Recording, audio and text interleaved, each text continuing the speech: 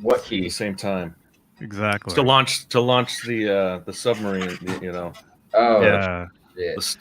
I won't say it. Yeah. Welcome- At least welcome, don't say everyone. it within the first couple minutes. At Of least, course not. Say what? you know. Say anything bad. We can't say bad words, or we have to be real nice in the Yeah. first couple minutes. Within I the didn't first know couple that. minutes. Okay. Yeah. Yeah. So welcome, everyone. It's Straturday night. Don't forget to subscribe, Johnny Beane live, and we're on Periscope as well. I'm told. Yeah. Live on Periscope. Yeah. So Where else? Instagram. No, that's the thing though. I want to be live on Instagram. They don't have a. Josh, you know anything about feeding let's Cats. say StreamYards to Instagram? I don't know. I know you can go live on Instagram though from a phone. From a phone, yeah. Yeah. Maybe So that's maybe what you do. You should get on your phone from now on your Instagram and just click live. I don't know. Maybe you could get on. No, it wouldn't work. Never mind. All they would see is you. Am I a robot? That's all they need to see, though. No, you look all right. I look okay. This computer is crapping out already. Yeah, it's a little jumpy, but looks fine. Okay. Yeah, so everybody make sure to subscribe. Subscribe to YouTube right here. Leave a thumbs up. And if you're watching this from Periscope, tap your screen. Leave some hearts. Do that. Yeah. When I'm watching Periscope, when I'm watching somebody stream, I do this. You know? Oh, whoops. What does that do? It leaves. Okay, Michael Smith. Okay, Michael Smith is here. It leaves hearts. And so it lets the person running the stream know that who the top fan is. You know. Oh, okay. 1, 2, 3, 4, 5. Okay, Paul is here. Hi. There's Paul. Hey, man. Wow. So we got one. We got one more. Hello, Dwight Bailey. Hello, Mickey Settlemeyer. How small that Hello, everyone else out there. Can't you do it like so that they're we're all half size, or make it a little tighter? Yeah, like that. A little tighter. Giggity. Like that? I guess. I don't know what's better. Well, you got a subscribe thing on your forehead. Yeah, that's true. I don't mind. That's okay. Okay. Well, yeah. All right, John BL, take it, man. I got to. I'll be right back. Well, am I getting blocked again? Here we go. There we go. So how's everyone doing? We got Josh over there. Josh, welcome to Straturday night. Hey, Josh. How you guys doing? He's gonna shred How are you? in a little while. How are you doing, Uncle Dave? I'm all right. How are you? Uncle Dave's down here. Hey, Uncle Doing Dave. good. I'd work today, but Happy 4th of July, everybody. Straturday. That's crazy. Cool, Dave. I don't think I did you show that the other night? That was on the show last night. I don't think I saw it, but you're gonna have to show that again because that's beautiful. Thank you very much. Lady Liberty, is that the Statue of Liberty? It is. This is the guitar that I owned when I was 16 years old.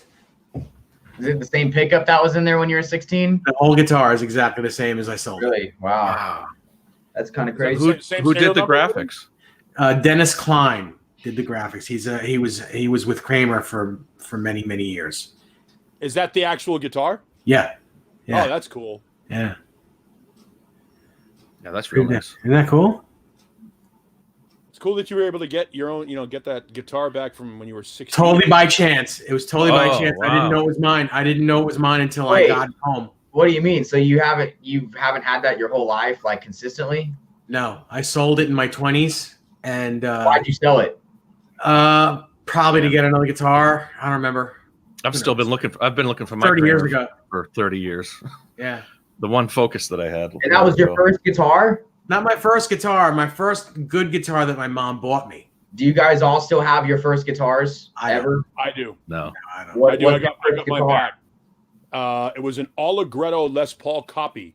That's Paul. That's Paul down there, everyone. Paul. Hey, Paul. Hi. Yeah, And Allegretto was one of the many Japanese labels that was I forget who the guy, the Chicago music company that was basically was importing all the the Japanese bolt-on neck Les Paul. It looks like a 74 custom maple neck. So it probably played pretty well though, then, huh? It played okay. Yeah, it played better than I thought it would. But my old man, he paid $110 for the guitar. I told him I wanted the guitar Ace Frehley played. That was the only criteria I had. I had no idea. I was 11 years old. I had no idea how to play guitar. I'm 51. I still don't. And I've just got into a much nicer. I know we're all twice the age of Josh, and he's so far ahead of us. Guitar player we are. Yeah. More, I'm on the radio, Josh, here in Phoenix, Arizona. So everybody that's on the radio is a failed musician. I lived there. I lived there for a while. I lived in Glendale. Oh, there you go. This is I'm able to afford nice guitars that I can't play anymore. So which one is that? What guitar is that? I know it's a Gem. It's a Gem 505. Okay, so it's an early junior style. Kind of, yeah. It's Japanese. But better. Yeah, it's but better. Yeah, it's Japanese Fujigen.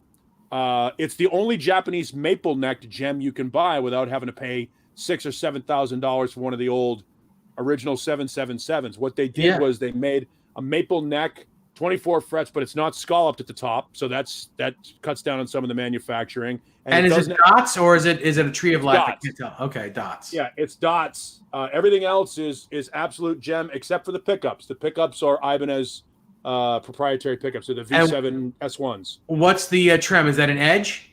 Low Pro Edge. Nice. Yeah. No, this is an Edge. I have another gem on the way coming from Florida that has a Low Pro Edge. I got a Gem 7 DBK. Oh, cool. Those are cool. Yeah. Oh, nice, man. There it is. Yeah. It's not playable right now. The saddles. This is my first Ibanez ever, and it's like a month old. It's been sitting in the case. The saddle's worn. So I've broken 5 E strings within 12 hours of playtime on it. So I've just kept it in the spot. Yeah. It's unfortunate because I really want to play this thing. So I need to get a saddle in there and then I can play it. It's a cool guitar though. What's the trim? It's an Edge. Original Edge. Yeah. It's just a black original Edge. Yeah. Oh wow, you can see the top. I didn't. It looked like it was just a matte black, but you can. See the crazy top. Yeah, cool. the gem that I just got, the Gem 7, is almost rhino lining. The top of the finish on it is textured. It's almost like I've seen that rhino liner. Yeah, it's very cool. The Gem 7 DBK is very cool. DBK, yeah, and it's got the breed pickups in it. So I've got one now of kind of everything that I want. I got one with breeds, one with Evos, one with PAF Pros, and now this one is the gem that everybody that loves gems. I suppose I should grab something, huh? I should grab a guitar, huh? Grab something. And it plays like a gem, which is the beautiful part. Gems play extremely well, man. Those are some of the best playing guitars I've ever touched in my life. Yeah, I can't play, and I can play this one because it's just they want to be played fast. I can't play fast. So we're all holding different 80s guitars. Isn't that somewhat cool? I don't know if this is 80s. Jackson, it's an 80s guitar regardless. Yeah. Super Strats. Yeah. It's Straturday Night Live. That's it, man. Absolutely. And Johnny chimes in. He messages me. He wants me to remind everyone that this podcast as well, iTunes podcast. So I don't know what Johnny's doing, but he's behind the scenes. He's producing tonight. So I think he's eating. Hey, Vintage Sounds. Let's see. What I love is that this is John Biel's show, except for the fact that Johnny is like the marionette pulling the strings over here. Well, that's the whole beauty about it, is that Johnny gets all the views and he gets all he gets the money, because he's the guy that's monetized, so he gets the money. Puppet Master. I love those Dennis Klein graphic guitars. There's another one. The guy that sold me this has another one on Reverb right now. It's a fly graphic. It's very cool. Dane, our friend that runs the guitar shop here in Mesa, had one, and I think it had a little bit of a blemish down by the bottom here, but it was still just a beautiful guitar. Mm-hmm. I think he got big money for it. I think those Klein ones go for big money now. Yeah, they're a lot of money. When my mom originally bought this guitar for me, it was almost $800. which is a lot of money back in It's 1986. almost quadrupled now. Yeah. How old were you? 16. When did you get the Did you put the graphics on it, or it came with the graphics? Oh, something like that. Yeah. Okay. When did you start playing? When I was 5. I should be much, much better than I am. But You guys start playing. but here's the deal. When I started playing, you had to learn by taking the needle off the record and putting the needle back on the record, and you didn't see anyone play. You didn't know what they were doing. When you were learning, Josh, you could watch it on YouTube and learn. Well, I think the biggest thing that I guess didn't do whenever I would watch YouTube, I did do that. I would go on YouTube and watch videos, but I wouldn't listen to how anybody. All I wanted to know were where the notes were at. Like, you'd have people telling you use this and this finger, and I'd be like, no, I'm going to use what's comfortable to me. And then people would tell you how to pick, and I'm like, I'm absolutely picking out how I want. Mm-hmm. But other than that, I would turns a lot of people off of lessons too. I mean, yeah, and is the kind of strictness of it, I guess. Yeah. And eventually, I think we all just develop those of us that kind of learn that way, we develop our technique, and it's just a combination of everything, Yeah. every little thing that we learn. And that's the way it should be. That's the way it should be. It's evolution. That's evolution. Whatever's comfortable for you. I want to play an F chord like this without the third. I don't want to use the third. Right. I think of one song when I hear that chord. What's that? David Lee Roth.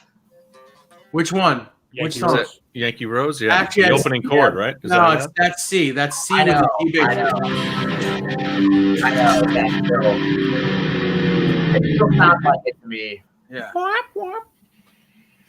But yeah, I'm like that too. I don't have any theory knowledge at all. I couldn't tell you where the notes are on the neck. Just pick it out by ear and try and find it. I play a bunch of shit wrong. Like last week, I don't know what it was. Dave, we all had SGs in our hand, and Dave was playing like the first notes to "Here Comes My Girl," I think from Tom Petty, and he's like it's right up here, and I'm like, and he's like, yeah, that's it. I'm like, oh, okay. Like I don't fucking know. I was the same way. Oh no, it was. Oh yeah, that's right. It was. I was playing. Yeah. That's right. That's right. Yeah, it was. Here Comes My Girl, and I was a singer in a band. I've been trying to play since '79, and what happened was I got 2 guitar players. One who was a graduate of the Berklee School of Music, and another one who was completely self-taught. So I would basically have 2 guitar players in front of me, and I would go, "That thing that you just played, play that 4 times. Now move it down a whole step. Play it twice. Play it." And I never had to learn how to do it. I had 2 other guys who had 4 hands that could do it for me. So I wrote and arranged everything without even knowing how to play. I could hear it and tell these. So it sucks because up here I hear shit that I can't make come out of here. It drives me nuts. I think everybody had songs where they played wrong, man. When I started, I used to play and Talk About Love up here in the pentatonic position. Right. And like the guys in the band would laugh. They'd be like, "It sounds right, but you're playing it wrong." Yeah, it's funny when I see someone doing something where it sounds exactly right, but they're playing it wrong. I think that's fucking cool as hell, and I'll tell you why. Because it's like it boggles my mind that someone hears it in that position when it's like when it's right there, but if someone's playing it somewhere else and it sounds right, that's impressive to me. That's where I used to play it. I thought it was funny. Yeah. Well, yeah, and if you're trying to work it out how to play it, that might be where your first instinct is to go, and that's how I I'm learning. That's not how I originally learned. I used to read tab and stuff, but I think everybody, even if they don't want to admit it, I think about 90% of maybe even 99% of guitar players have read tab actively in their lifetimes. I know I have. Just to kind of piece it together, just for a good, But nowadays you can watch somebody just physically doing it, and it's. I usually look up some live versions, like if like for the cover band, if I have to learn a song like that. If I don't have enough time to listen to it about 100 times and find all the nuances and really put the time into it, I'll watch some live videos and some cover videos and see what other guys are doing. If I don't have the time, if I do have the time, then I'll take the time and learn it by ear. But sometimes you're short on time, so you have to kind of do that. I wouldn't call it cheating, though. I mean, you're still learning the song. Right. Yeah, I remember. Go ahead. The way I was just going to say, the way I learn it, I'm not going to play it because I can't play it well. But My version of the beginning of 316 is just here. Well, that's almost it. That's almost it, but that's the only thing I hear. You know what I mean? Like, I don't play it correctly. I don't care. I never knew that song until I'd watch. Oh, there he is. Captain, welcome. Hello. Michael Smith. How's everybody doing, man? Good. Doing well, Michael. Yeah. And Johnny's back. All right, that's the limit. No more. You guys got to grab a couple of guitars. You and Michael. A couple super Grab one a strats. little bit. Grab a super strat. Straturday night. There you go. Let's all play 316. Right there. One of the few songs I the know. Dave all the and way his through. Strat. The Dave and his Strat is in the house. Yep. You know what'd be really cool? I just thought of this. What if Wolfgang recorded his own version of that song on Of his record? 316? That'd be wow. cool. Imagine I mean, that. that's Wouldn't that be dedicated wild? to him. Wouldn't that? Because that's his song. Yeah. Yeah. That'd be really cool. That'd be. Hey, G. Yeah, and let's So- say hi to the chat. We haven't had a. We haven't Yeah, really who's in said here? hi yet. Go ahead, Michael or Johnny. It's your turn. Hey, John, you go. Mickey Settlemeyer's here. Kenny Dave, G. Bushnoff, Metal Soda, Janice Lala, Clayton James Hicks, 1998 Hicks. Eddie used a flanger on the song Egg Talking About Love. That's right, Clayton. He definitely did. He used a flanger and a delay pedal up the front of the amp. Mm-hmm. Jimmy Biter, Gabriel Tone Guitars, Michael Smith, Music Therapy Laz, and the rest. And the rest. All right. He did. You guys have to say something in the chat for me to see you. Guitar Man JW, is that Joe Wentz? Oh, there's the new. There's your new name, Joe. Sorry. Yeah, I want to shout out to some friends of mine. Some of my college buddies. We went out tonight. We hung out for a little while. Played some pool. Had a few beers, and just want to shout out to those guys: Dan, Mark, Wilson. Who else was there? Matt. All you guys. Good to see you. Good to see you. This is it. So are now all your college buddies finding out what your life has become on a Saturday night? Is Yeah, that exactly. Yeah. Wow. They're matching up. I'm not throwing stones from inside my glass house. No. Joe. Oh, Joe Wentz, you're watching on Periscope. Okay, awesome. Can you guys all see that? Hey, Joe. You see Joe with the Periscope icon right there? I don't see him. No. Where? Wait. Yeah, no. You have But to is he watch on within the other- StreamYard. You won't see him on the StreamYard? YouTube chat. He's in the I don't StreamYard know. chat. Yeah, we're- it's like says Guitar Oh, Man. Guitar Man JW. I see him. Yeah. Yeah. The little icon there. I see it now. Mhm. Yeah, that's within Periscope. There he is. Greg Renoff is here. Hello, Greg. I Hey, just Greg. we friended each other or whatever. Greg? He became his friend on Facebook. He this did. week. Awesome. Hey, Greg. He upgraded. Yeah, Josh, you're good friends with Greg. Yeah, he put the trim stopper in there. I can read off what it's a lot. He did a lot to this. He put a brass big block in it, and then he put titanium saddle inserts.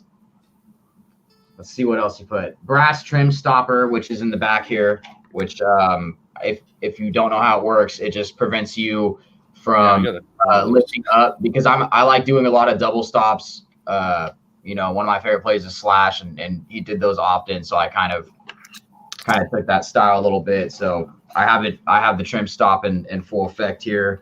What else did he put in this? What springs? What springs are in it? Heavy duty noiseless springs, brass claw and claw screws, and then stainless steel hardware. Yeah. Yeah, gets more sustain. Good tone out of it too. It's good. I think what did Caleb called it the C3PO bridge. That's right. Yeah. Gold with silver. Yeah, it's cool. Because 3PO has that silver leg or that silver shin or whatever, Yeah. Mm-hmm. and now he has a red arm.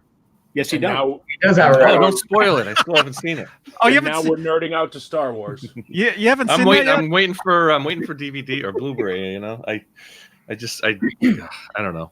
It depressed me just listening to all the negative Waiting for comments about it. DVD. Yeah, so I'm gonna watch it on my own time. It's not terrible, but No. it's somewhat of a letdown. I mean, but it's still a good movie. I just, I love Star Wars. Yeah, so yeah. I If you're think a Star Wars That's fan, good. you're gonna dig it. It might not be the best, but you're still gonna enjoy it, man. And I'm hoping to get a 4K TV in the next couple of months. So it'd be cool to get that on 4K and watch it. That would be Experience, almost as good as the theater, pretty much. Just to, Hey, I like your shirt. I like your shirt, man. Oh yeah, Serious. Yeah, I just noticed that. That's right. Josephus. Josephus. Josephus. Absolutely. Josephus. There we go. Oh, that was good. That was a little crazy. Oh yeah, you got the subscribe on your head. There. now we look like thumbnails. The Brady bunch. There we go. I'm That's- sorry, John. I like that. I like that one.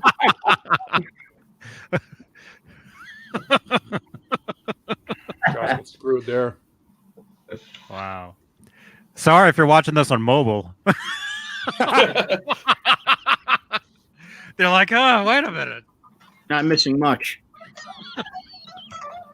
That's why it's also a podcast. Podcast. That's right. God, yeah. That's Do we have right. a sound? Do we have a sound for that?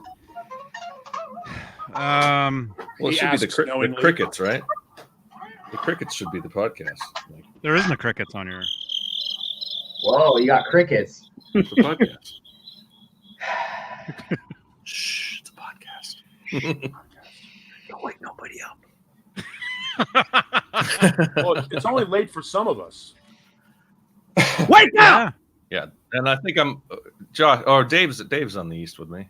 Yes, I Josh, am. where are you? I'm in Oklahoma. You're right, Greg. Josh is getting the itch. He Oh, you're wants Central to- Time. Yeah, Oklahoma's Central Time. There you go. Yeah, I screwed that one. 11:22 there. You did, but it's half my fault. It's half That's my your fault. fault. They said 9 o'clock. Because I listened. Nah, that's true. Yeah. I'll still take that. It's my bad. Yeah, Greg's It in all worked Tulsa out time. good, Tell us where you're from in the chat. Oh, yeah. Greg lives like 15 minutes away from me. Cool. That's awesome.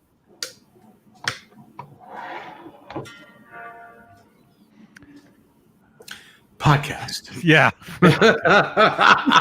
Anyone? Either we're all talking over each other or no one talks. Exactly. I'm sharing on Facebook Yeah. right now. Yeah, shared it.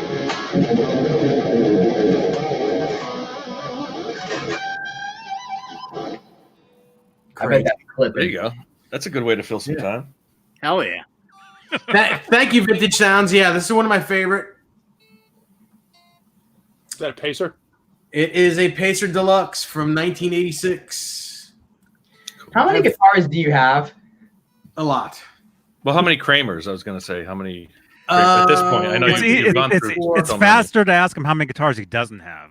I have Yeah. 4. Right now, I have, 5 original real Kramers, 5 vintage Kramers. I thought you were about to say 500. No, right now I have 5 vintage Kramers. 2 of them are from 1982, and 3 of them are from 1986. Dave's looking at his notes over there. And this guitar, my beautiful fiance bought me for Christmas 2 years ago.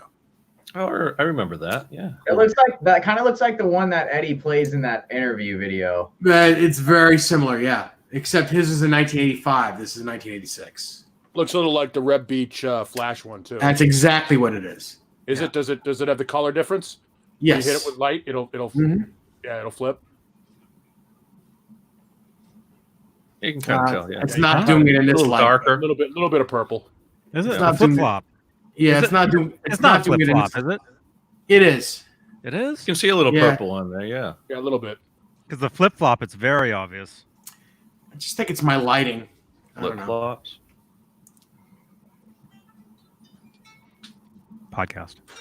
Somebody asked for Josh's YouTube channel, so I put the link in there. Greg Ronoff, Awesome. yes. Johnny Beane has a Kramer Ripley. I used to have one. I just recently sold it mine. And there was one Johnny- for sale here on occasion for about $3,500. And he could probably get that now if he wants to. Right now he can. Yeah, Mine is signed by Gary Kramer. When I went down to his Kramer showroom down in Paso Robles, California. Yeah. And yeah, Ripley, Steve lived in Tulsa. That's right. Rest in peace, Steve. Man. Mine was signed by Ripley. Mm-hmm. Yeah, I remember asking Steve if he wanted to come on here a few years back when we started doing these things, and he said he didn't want to. You know, he's like, why would anybody want to hear me talk about anything? And I'm like, dude, yeah, he was cool. I had him on Facebook for years. I remember when he sent me a Facebook request, and now I'm getting them left and right. I'm over 4,000 friends now, but I remember getting the Facebook request from Steve Ripley. I was at the dentist, and I was just about to get my teeth worked on. And all of a sudden, my phone goes off. Steve Ripley wants to be your friend, and I'm like, whoa! So that made the entire dentist visit worth it. You didn't take any Novocaine after that because you and I was a huge fan of his. Oh, no, I've never used Novocaine. Oh no, yeah, I have. I mean the gas. I've never used the gas. So you're a hell of a man. I've never taken that. I take the pain.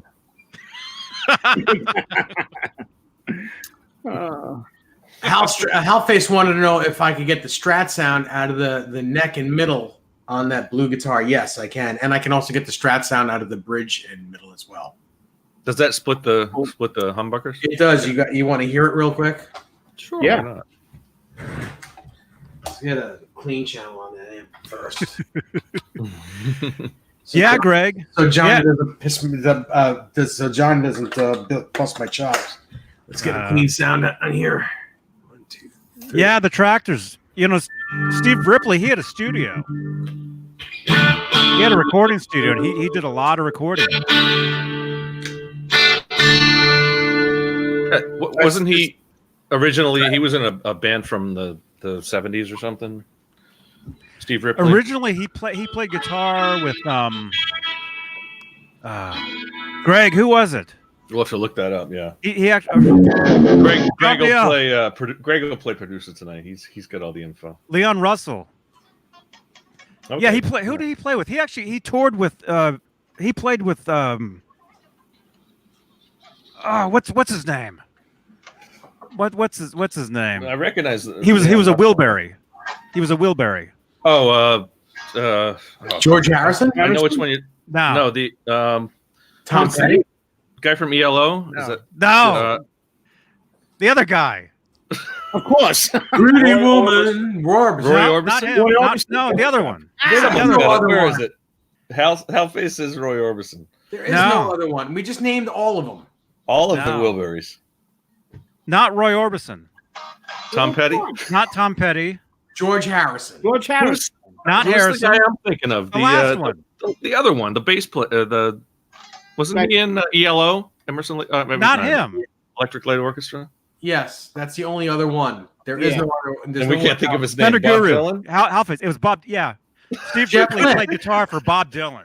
Oh, Bob Dylan. World-renowned songwriter in the world. We can't think of it. Bob Dylan. I forgot he was in that band. I'm hearing Chinese right now. Jeff Lynne. Thank you. Jeff Wait. Lynne. So wait a second. No idea. Time out. You said he played guitar for Bob Dylan? He toured with him. Well, I thought G.E. Smith was Bob Dylan's guitar player. No, I'm talking about back in the Maybe 80s at and some the point. 70s. Oh, okay. it was the band or played with them some in of the the guys 70s. from. Okay. Let's find it. Let me find that. No, you might be right. While he's finding it, I'll play this guitar and we'll do the clean sound. That's the bridge and the middle. What song is that? Craft and Pocket. Sounds like Craft and Pocket. And then the neck and middle is. Thank you, Halface.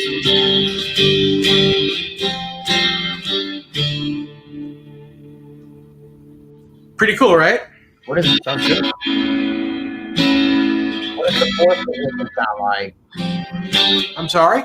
The fourth position. That's it. That is the fourth position right here. The neck and middle. What about the neck by itself? The neck by itself? Is that Humbucker or single? It's a single.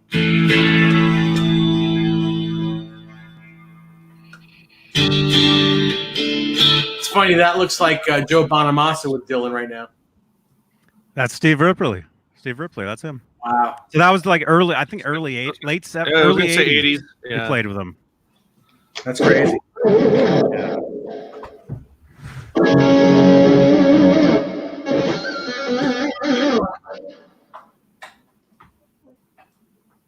Yeah, there he is. And we did a tribute to Steve Ripley on one of these videos, and Steve's son ended up seeing the video. And he commented. When did he pass? When did he pass away? It was Last year. last year. Okay, I thought we knew it was It's been a recently. little while, yeah. And here's like a picture a lot of you guys That's right, might know. Greg. Chocolate. This was actually the Kramer hang tag when you bought a Kramer guitar back in the day. Oh, cool. Look at that. And it has Floyd Rose, Steve Ripley, Dennis, Berardi from Kramer, Seymour Duncan, and Edward. I was going to say it looked like Okay. Dennis DeYoung. The first guy looks like Dennis DeYoung a little bit. Am I right? That's Floyd Rose. He's got the mustache. Porn stash in the 80s. Look how young they are there, man. Actually, he looks like Greg Raleigh from Journey. A little bit, yeah. AI Gaming, Greg. None of those guys ever would go on to do anything Sorry, after this. Mad Dog. Yeah. That was the Sure. pinnacle of their career, that one picture. That one picture, and everybody forgot about him. Yeah. Bunch of also-rans. They could have been, right there in that picture, they could have been a band that opened for Autograph. Oh, God. Oh my goodness.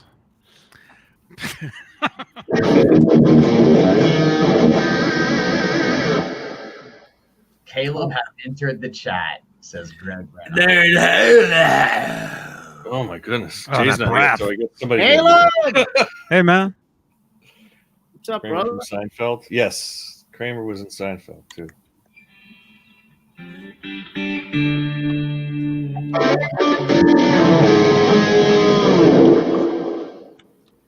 Holy reverb. It's always Van reverb. Halen one. Van Halen one reverb.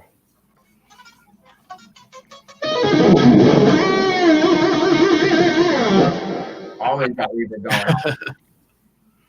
Hey So what's Josh. Josh, Josh, play something and then Nesdog will play it. He'll, Really?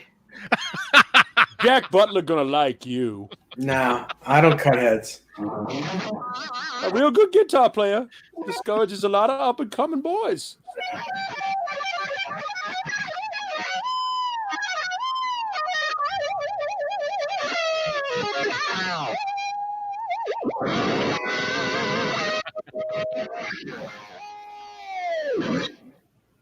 Guitar, young man's game now. Josh. I could do that, but I got a case of arthritis. Stan Adams asked Josh if he's ever heard of Tommy Crook from Tulsa, jazz legend. Yeah, I've You ever heard, heard of Tommy Crook? I've heard the name. I've heard the name. I haven't. There's a few names that have came out of Tulsa. He's one of them. There's another one that I think Greg might know. He's a guitar player. I just can't think of his name right now. But is there a guy named Roy Clark? Oh yeah. Oh, yeah. there Roy is. Clark is one of the best One of the drummers best ever. musicians ever. Well, and he kind of was one of the originators of country music too, Is wasn't he he? from By the way, Tulsa? that is a sound clip right there. Is there a guy named Roy Clark? There's and I think the song "Cocaine" was written by a guy named J.J. Cale. Yes, Cale, J.J. Cale. Yes. Tulsa. J.J. Cale is a fantastic There we go. songwriter. And Terrible. He wrote Tulsa Time as well. There's another one that's from Tulsa that I can't Greg. think of right now, and he was a guitar player. Excuse me. He played a Strat. I can't remember what his name is. All right, according to Google, Roy Clark was from Virginia. Okay, so that's not Oklahoma. No, Meherrin, He Virginia. may have He may have maybe moved there. Though. or became Yeah, he was born there. He may have famous grew up there. from Oklahoma. Well, dude, we got the Hanson brothers. Oh man, I'm don't sorry. say that. There you go. No, you He got. doesn't know who Roy Clark is, but he knows who the Hanson brothers Okay, is. no, he did live there. That's fair, man. This kid He was passed raised away right. in Yeah. 2008 in Tulsa, Oklahoma, 85. So he was there. Yep. He died. He passed away in Tulsa. Yes. So Yeah. he obviously If any of you guys have seen the country music, what is it? Ken Burns Country Music that was on PBS last year. Roy Clark is featured prominently in that, and is really one of the absolute, kind of originators of, real country music. And I mean, there's a lot of rock tie-ins with that too. I mean, if Yeah, I don't know if any of you guys have seen it.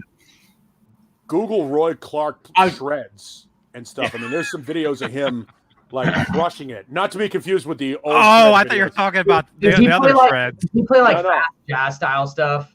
Yeah, he played he could finger pick. Okay, I've seen He him, was a man. great banjo player too. also So- Google Look at the this. odd couple Roy Clark. He's on Vince the line. Gill. He plays Vince Gill is from guitar, he Oklahoma. plays violin. What else? Banjo, I Yeah, think. no, he was. Yeah, he plays He's a banjo, fantastic banjo player. Yeah, he's a great finger picker. Like Yeah. almost on Chet Atkins level. But he doesn't dabble in it. He's a master of all those instruments, man. It's crazy. And it's funny too, because my only exposure to him as a kid was Hee Haw. Yeah, I was going to Oh, say, yeah. yeah, Like I saw him on Yeah. Hee Haw, and I was like, that's right. this show sucks, but that guy can play. It was like him and Glenn Campbell or him and whatever, Yep. and they would just jam, and I'd be like, wow, who is this guy? This fat funny guy, because he was also quite a character. Yeah, he's a comedian, and when Yeah. he plays, he's a comedian. Yeah. So I'm gonna that's- show you that's guys all I knew something. him as. I'm going to show you guys something that is really. I think we can put it on here. Hang on one second. Let me find it. But Well, he if was, it's, yeah, if it's that's what music, I thought. we I thought he can. was. Well, I guess we'll comedian find out that could later if we're allowed to. Yeah, but also that magazine I'm showing you guys with Roy Clark. You see down below it says plus Eddie Van Halen. That was the first time Eddie was in Guitar Player magazine, play. Lay down. right What there year? back in What's is that, 1978. Yeah, yeah. He had there was an article about him, and then he had his first cover story. And I was going to say, yeah, later. I think it was April '80. I think. That late, wow. But that's the funny thing about it is like I don't think any of us really appreciated Roy Clark in his time because we're not all old enough. He's obviously he's a few years older than us, so we get exposed to him by Hee Haw, and then we go back, and now that we have YouTube and stuff like that, we get a chance to sort of go back and go, oh my God, this guy's awesome. Mhm. So I'm going to play this real quick. It's a video, but it's just Is it on YouTube? it's on YouTube. Well, you can't play it. Why don't you just put the link up? Put the link in the chat because what'll happen is I don't know how to do that. we can get in trouble for playing somebody else's video, and they can have this video taken down because of that. Okay, how about I send it to you, Johnny, and you put it up on the thing? Because I don't know how to do that. Okay.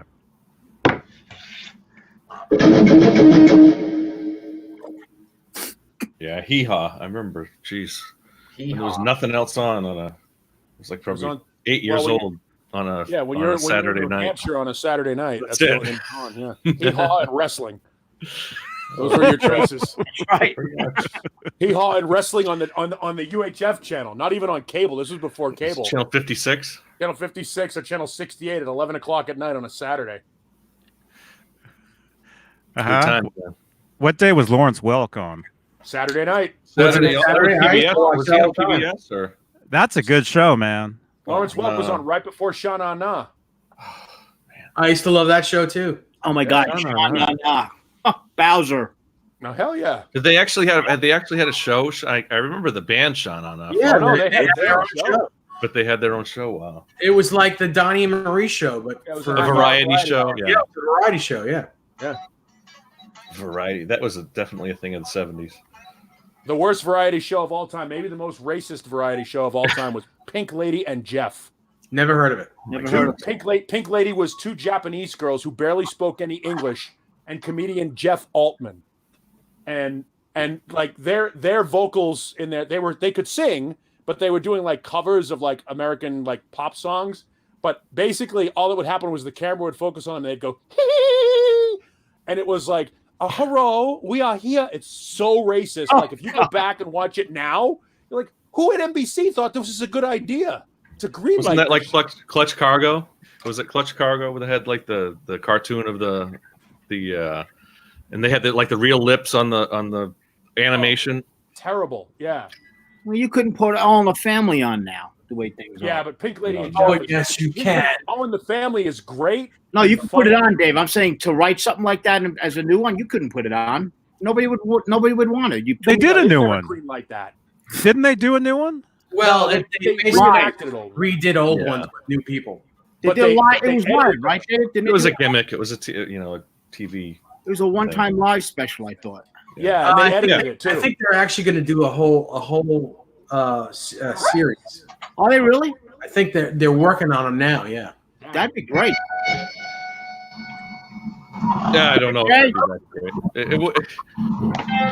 The original is going to stand by itself. You're not going to remake that. I mean, it was so, for its time, it was really such a great show. Yeah, I mean it's a horrible show. Like I own the whole thing on DVD because out of principle, just because you go back and watch Of course it. you So, do. oh my god! Oh, because it's hilarious. My old man loved it. Yeah. So I the show is brilliantly funny, but so coarse and unacceptable now. You could never get away. Like things like Blazing Saddles. Blazing Saddles, Right. one of the greatest comedy movies of all time. So, Good yeah. luck making it now. Yeah. Absolutely. Mel Brooks couldn't have a career today. Yeah, the thing with All in the Family, you had Still alive, I think. the N word was thrown around there so many times, but never by Archie, always by an African American person. Right. Same It thing with was either- Sanford and Son. It was either George Jefferson, or it was Sammy Davis Jr. Sammy Davis was on there. Right, Yeah. Sammy was on there a few He times. said it. He said it, and George Jefferson said it. Oh, Whose man. audio are we listening to? Yeah, whose audio is that? Johnny's. Is that Caleb? Somebody's in a car driving or something. Yeah. Let me mute mine. See what Say you hello. Who's out there? But the think. Sanford and Son was like that too, though. Sanford and Son was on, prime time network television, and Red Fox was dropping N bombs. It was left you. and right. It was me. No, it was Josh. Oh, Oh. I thought you were messing with us. There we Johnny. go. Gosh, I don't know what it was. Funny. I think it was my ceiling fan. Oh, was it? Sounded like you were driving, dude. yeah. Look, I thought Caleb was in here. Yeah, that's what I thought. Or we were getting another J report from Walmart. Jay checked in. He's out there. Jay's Oh, that saying, was fun. racing. What the F? It's because he meant to say racist, Maybe. Yeah. and he got an autocorrect of some sort. Oh, the way Glenn Miller played. Yeah. The theme song was Awful. well, memorable. That's the whole idea behind the Family Guy theme song. was- Yeah. Oh, absolutely. Yeah. Yeah. Hey, Jay. Hey, Jay. Hi, Jay. Howdy, Jay. Hola. Hi, Jay. I don't know what Jay is in Spanish. Was Jay here last night? No. No, Jay wasn't with us last night. Jay, I miss you, Jay. I miss you, Jay. I Packed miss you like so a much. Fat ass and spandex here. Jay, you want to Right. come in? It's a busy night tonight on Straturday. That is awesome. Have you tried doing more than 6, Johnny? I don't know. Does it work? You said 6, right? Yes. SIX. Does what work? With more Having than more than 6 guests on the show. No, you can't do it. I don't think Josh so. is not bored. I can tell you right now, Josh is not bored. I didn't know any of the shows you guys were talking about. I watched like SpongeBob Oh my and shit like that. Like SpongeBob is hilarious. SpongeBob's a great show, yeah. Right. Dude, I think you should get closer to your microphone. I don't know, Josh. Yeah, you're breaking up a little bit now. I haven't quite lost all my hearing yet. Usually My my mic AKGs gets haven't overpowered. blown yet. What? Johnny, see if you can put someone else in here. If not, if Jay wants to come in, I'll bow out for a little while. I can bag out too. I've got a pounding headache and my dogs are being. Yeah, I can bow out too. Everybody's gonna leave. It sounds like you guys all just want to leave. Listen, I don't want to leave, but if Jay wants to come in, I can share.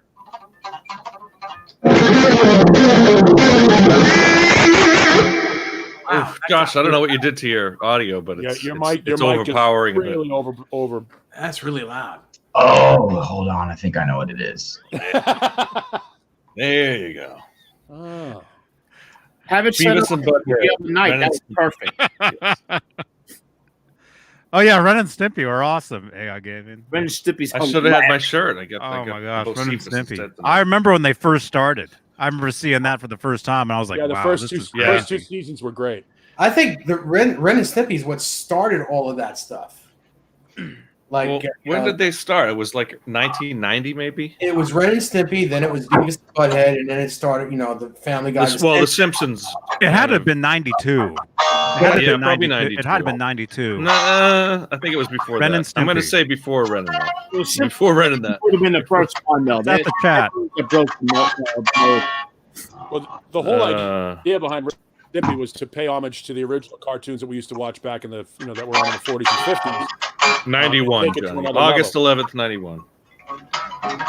Nicktoons. Nickelodeon, that's right. And that was That on was the Nickelodeon, the children's channel. Yeah, that was the first thing that Billy West did outside of radio. Billy West was a voice guy. Billy for West, Orange that's right. He Theory. did both of them. He voiced he did both of them. He did Stimpy for the first year, for the first time, and Johnny Kaye, I think, was doing the original Ren, and then he ended up doing both of them. Oh, okay. Yeah. Yeah, that's a contract Great you were saying that the original guy left, something like that. Yeah, they screwed him out of something. He didn't like the direction that the thing was going, and Billy West liked the paycheck. Yeah. Billy, because Josh, Metal Yeah. Soda. Metal Soda wants to know what pickups are in that guitar. EMG's basic. Well, actually, 81 in the bridge, and then an S in the neck. So it's a single coil in the neck. Cool. Did I fix my? Is it fixed? Someone sounds good. Yeah, sounds you good. love I'm good now. Well, I No, it's loud. It's It's loud. it's like distorting. Yeah. Oh I don't no! hear it distorting here. Sounds Sounds okay good here. on my side. Are you full of shit right now? Like, No, he's not. He's not. You know what it is? It just depends on how loud you're talking, because when And it's you room talk a little bit louder, it distorts. But when you talk in a normal voice, it doesn't. what about now? Use your Not indoor distorting voice. now. It's not okay. So I went. Okay. You take their advice. I'm deaf.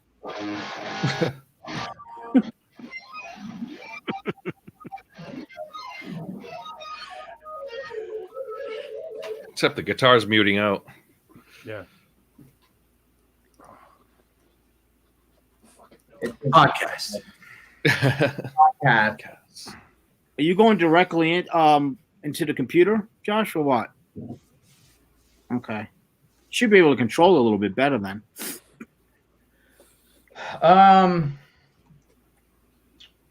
The most I can do is turn down the output of the amp, and I turned it down as far as it can go.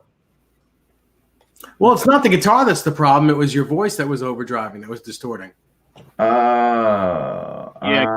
The guitar's your mic- really low. You're using a condenser mic in the room, right? I'm not gonna lie to you, man. I'm using my webcam mic.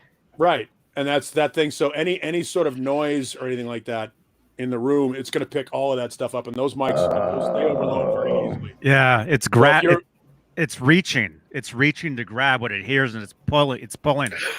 Yeah. Great analogy, Johnny. So I just need a whisper then. Yeah, just talk real quiet. Johnny uses a professional mic because he wants to sound sexy. Professional. The SM58. We both did. I'm We can't all using, have RE20s there. I'm using a dong. Dong. How often do you use your dong? Dong. Every Tuesday, Thursday, every Tuesday, Friday, and some Saturdays. You see the tip on it? It's scheduled. Scheduled dong use. See, you use your you use your rules dong when you're on the seven. computer. Yes.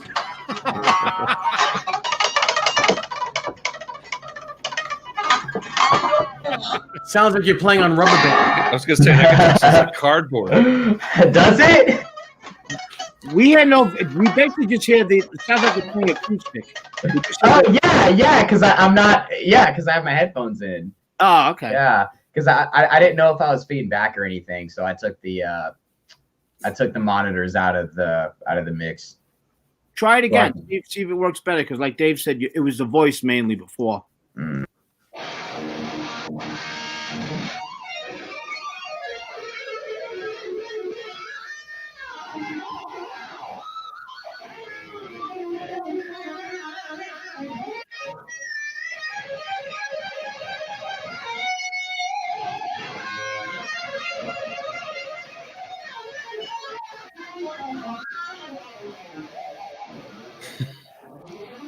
I was gonna say just play a little something. How about something slow? Play something slow. Play a little. That was a little something. Exactly. A little ditty. Okay. I just want to know if you could do it. We were talking. Country too, can't you? What's that? Josh, you can play country. Country and western. Country and western. Yeah, Josh's new Delta Talcai nickname is Lidley.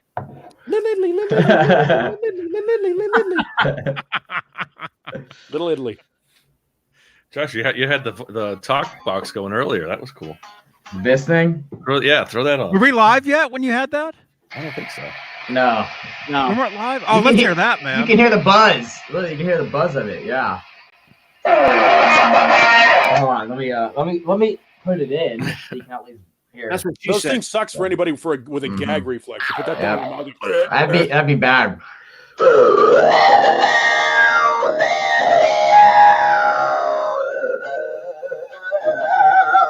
Does that sound right? It's all right. sounds Yeah, great. it sounds good. Sounds kind of weird right now.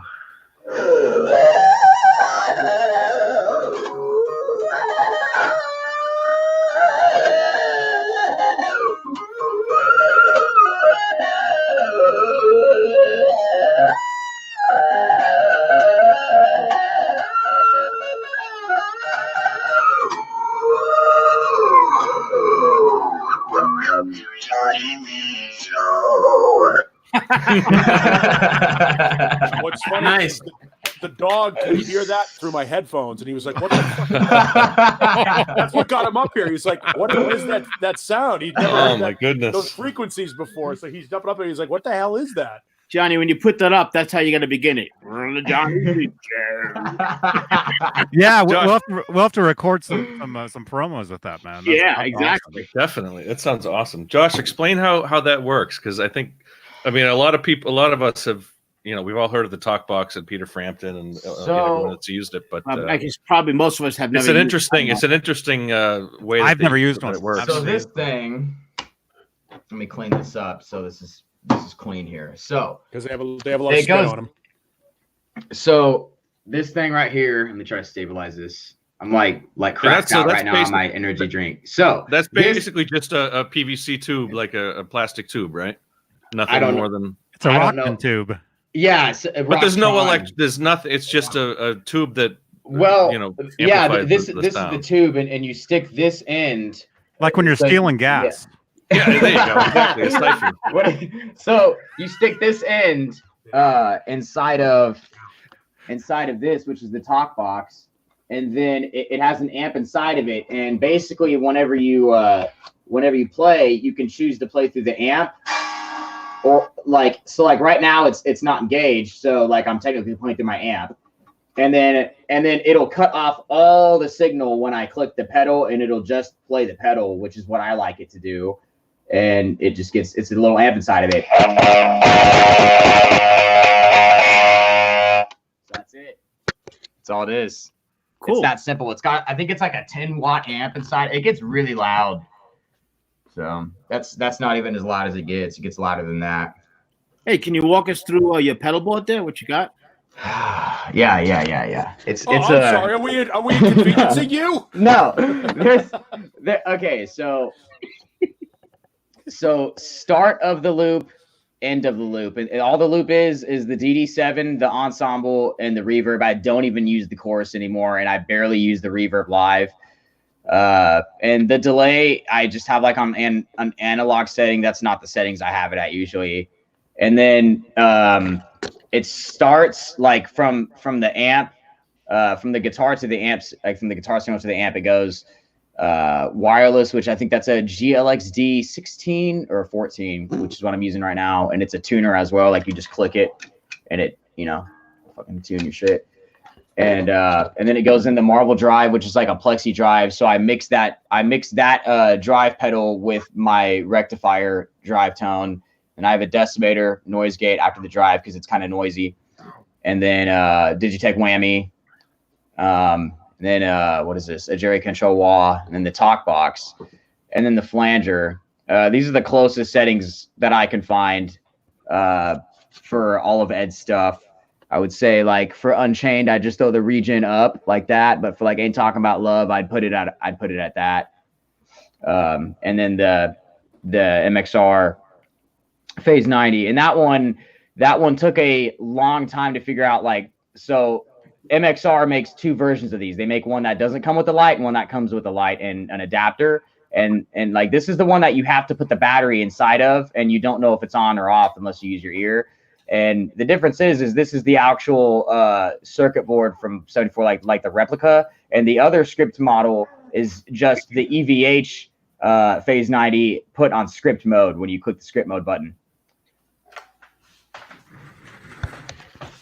Did you get all that? Awesome. Thank you, Josh. Yeah, cool, man. Yeah. A couple comments about your shoes, Josh. They like your shoes. Oh, you like my shoes? He wears sensible shoes. Nice shirt too. Crew, man. I don't know if you can see all of it. I think it's got a back. I don't know what the back is. Theater Pain. Wow. Pain. Yeah. I was there, man. That's where the shirt got. That's where you were there. Exactly. That's vintage. You just saw that tour on August 3rd, 1985 in the Manning Bowl in Lynn, Massachusetts. Wow, the Manning Bowl. Holy crap.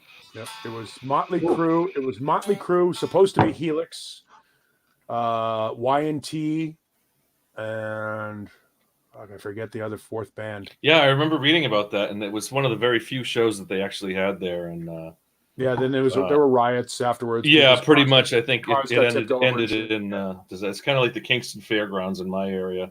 Yeah. Where they had, who was it? Twisted Sister and Ozzy came a couple, and then that was it. Greg said that Aerosmith played the Manning Bowl. They did. Yeah, that makes sense. That sounds about right. Greg, wow. Cool. Greg, are you from Northeast? Yeah, it was Motley Crue, except YNT, and it was supposed to be Helix, and Helix didn't show up. Who's Helix? Do they? What songs? Canadian band. Did Rock You. That's the one the only one you would know. That will Rock You and Heavy Metal Love are the only two that you'd probably know if you've ever heard them. If you're into the 80s stuff. I like the 80s stuff. I'll look them up after this. Good band. Put out, I don't know, 5 or 6 records. They had a song called Wild in the Streets that was on MTV that you probably saw. Lead singer was missing a tooth right here and did nothing to fix it. Like they'd be in videos and he'd be singing. You just see this big space missing a tooth. He had snaggletooth before Jewel made it cool. Before it was cool. Yeah. Before who made it cool? Jewel. Oh, who's that? Oh, come on. She's great. She was great. I thought Jewel was like the e-cigs that people use. She's from what was it? Alaska. She's from Alaska. Yeah, she made her way famous in San Diego. Mm-hmm. Was that when she was living in her car? Yeah, she was allegedly banging a bunch of guys from the San Diego radio station that I know.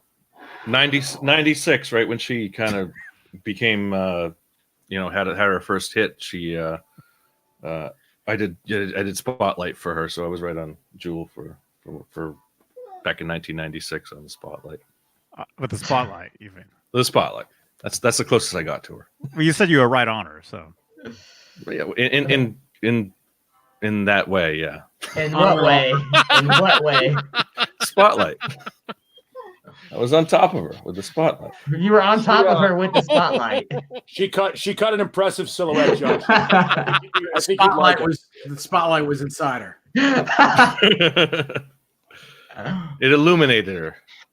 Well, like who does she sound like if she sounds like anybody? Herself. No one sounds like her. It was that like Lilith Fair to her type of voice. stuff.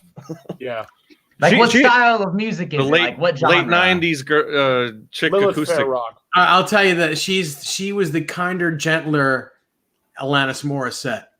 Yeah. Is she kind of like a Billie Eilish or something like that? Like Not at Well, kind of No. comparable today, though. I mean, Not at all like the. but she was more singer-songwriter stuff. okay, so she played like acoustic, Maybe like stuff? Taylor Swift. Yeah. Ish. Yes. No, Jewel. she had a couple hits. I mean, She did. She if you absolutely were, did. if you were to hear one, you've I'd probably heard one. I've probably heard him before then, huh? you probably heard one of Her them. biggest hit yeah. was probably "Who Will Save Your Soul." Who will save my Sorry. soul? I couldn't even think of one. There you go. Good night, music Jewel. therapy. Good night, music therapy. Not to be confused with Jewel, the vape Jewel. The Jewel. Podcast. Uh-huh. Yeah, people are saying that they quit smoking and they use the Jewel now, and that's At least So they're not quitting though. that's the stuff. Who's eating? I am. Not me. What are you eating right now? What is that? Pop-Tart? What is that? Got it from Costco. Back from Oh, Black. no. Oh, that What? It's like a hot that's pocket. Hot pocket. no. Is that cold or is that hot? Cold. So that's not a cold I hot real- pocket. Looks That's like not an ant cold. here. What is it? Is it like pastry or is it like? pastry. The pastry. Oh, okay. Yeah, the pastry. It's really fluffy on the outside. Will. Now whistle. Yeah, why don't you put something else in your mouth before you start talking? Will, this pastry is really Okay. good. Dying over here from those hot pockets. Oh my god.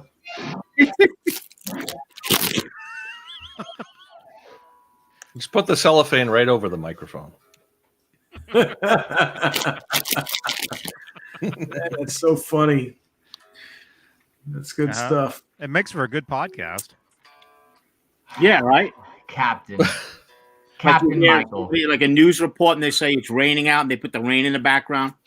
What else can we introduce Josh to? What else can we tell him about So there's from did you early say early rock? Helix and Jewel.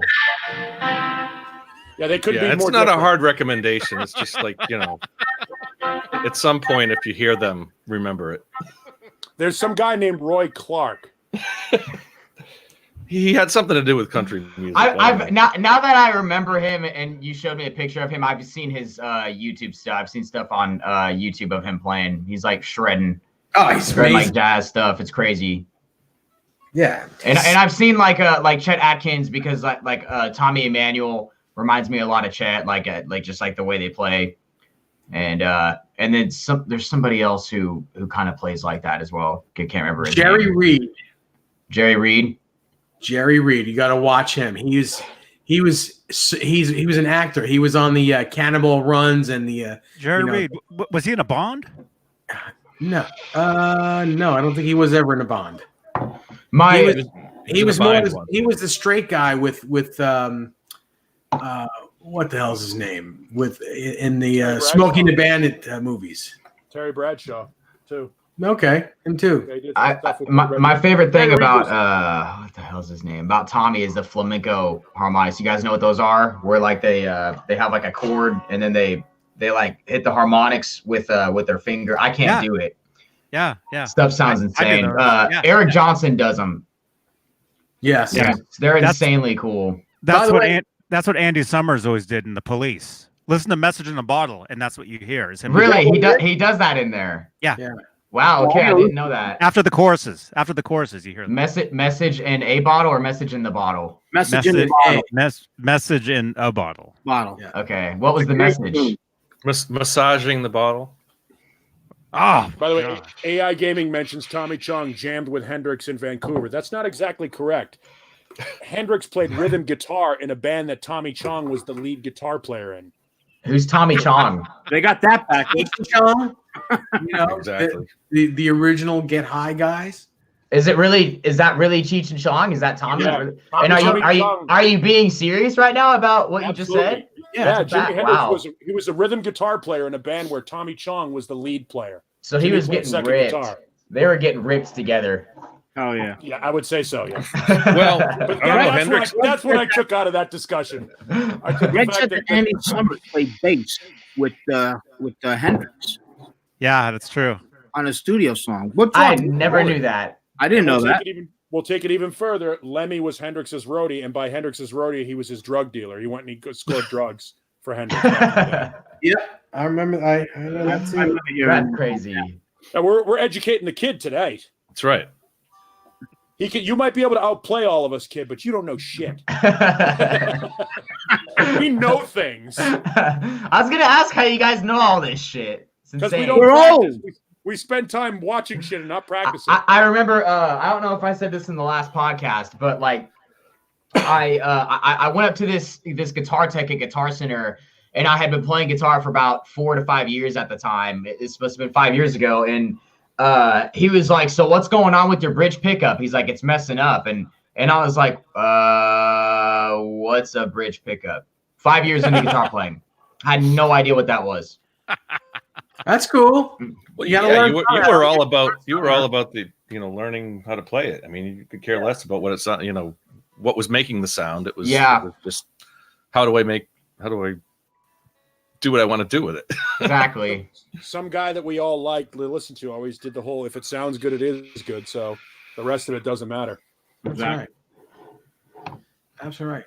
By the way, you mentioned Eric Johnson a minute ago. I'm going to see Eric Johnson on Tuesday. Awesome. Wow.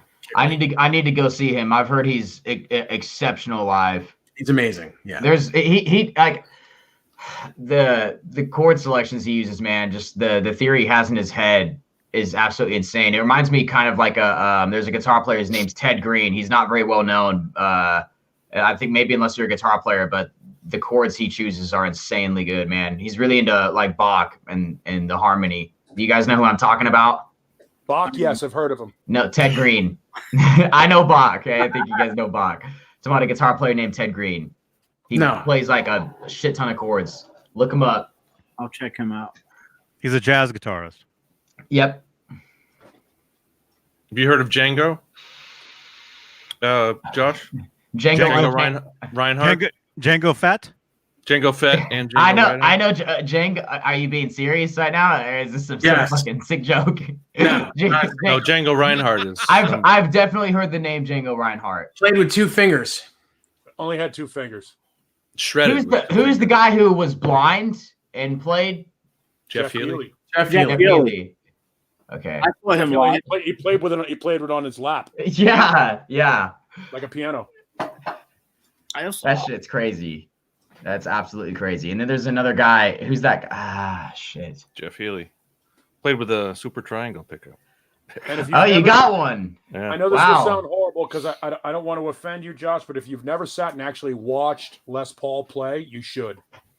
The only video I've seen of Les Paul, I had somebody, I think it was the guitar player from our old band, he told me to watch them like last week. He was like, you need to watch Les Paul play. Yeah, people don't.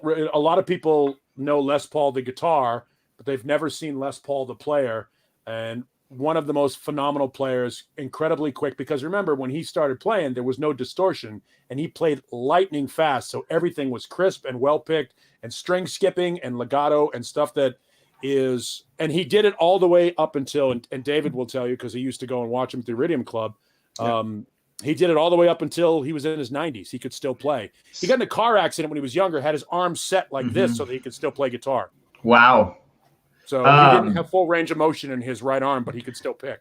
I've seen the video with him and Ed, and I think does Ed say something about him creating like multi-track recording or something? He did. Yep. No, he really fucking did that. Yes. That is insane. Yeah, he really did. Wow. He is the greatest single name. He and Leo Fender are the two greatest single names in guitar history, and Leo couldn't play. And Les could play. The other thing that Les Paul invented was delay, echo. He did it He with delayed tape. that. With audio tape. Tape Wait, after, wait. So he invented delay just in general with Yes. music. Yeah. all the tape tricks. But, well, I mean, Entire life. yeah.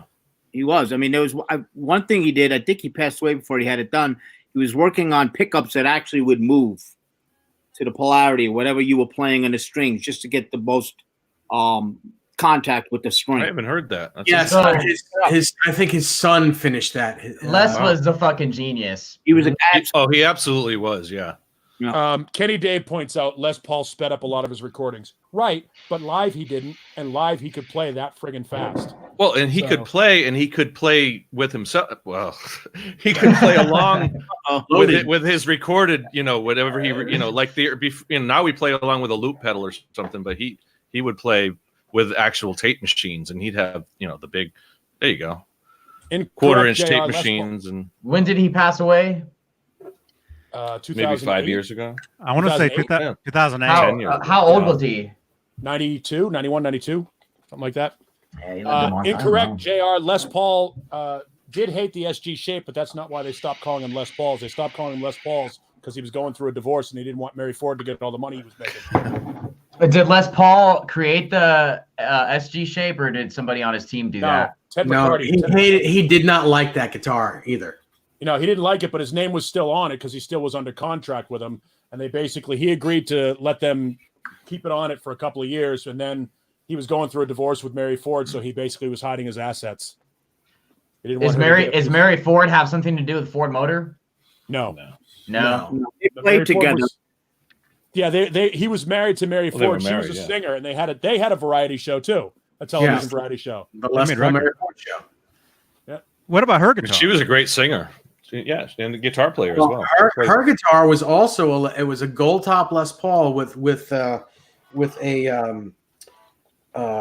there was some plastic pieces on the top and the bottom of the front that was like a forearm type thing. It was made out of plastic, and I think it was like it had flowers on it. Yeah, and one of the things that Les Paul did when the first SGs came out, they used it on the TV show, and he made Mary play them because they were lighter, they were thinner and lighter. So the Les Paul SG was actually considered a lady's guitar for a while. Anytime I think about the SG, I think Angus just immediately. Yeah, I think that's what anyone. Yeah. That's the whole reason I own one. Angus. What kind do you own? I have two. I have a 61 SG reissue, Les Paul SG reissue, custom, and then just a regular 2010. Do any one of those have the tremolo system on it? No. No, I don't like those. I don't like Bigsby?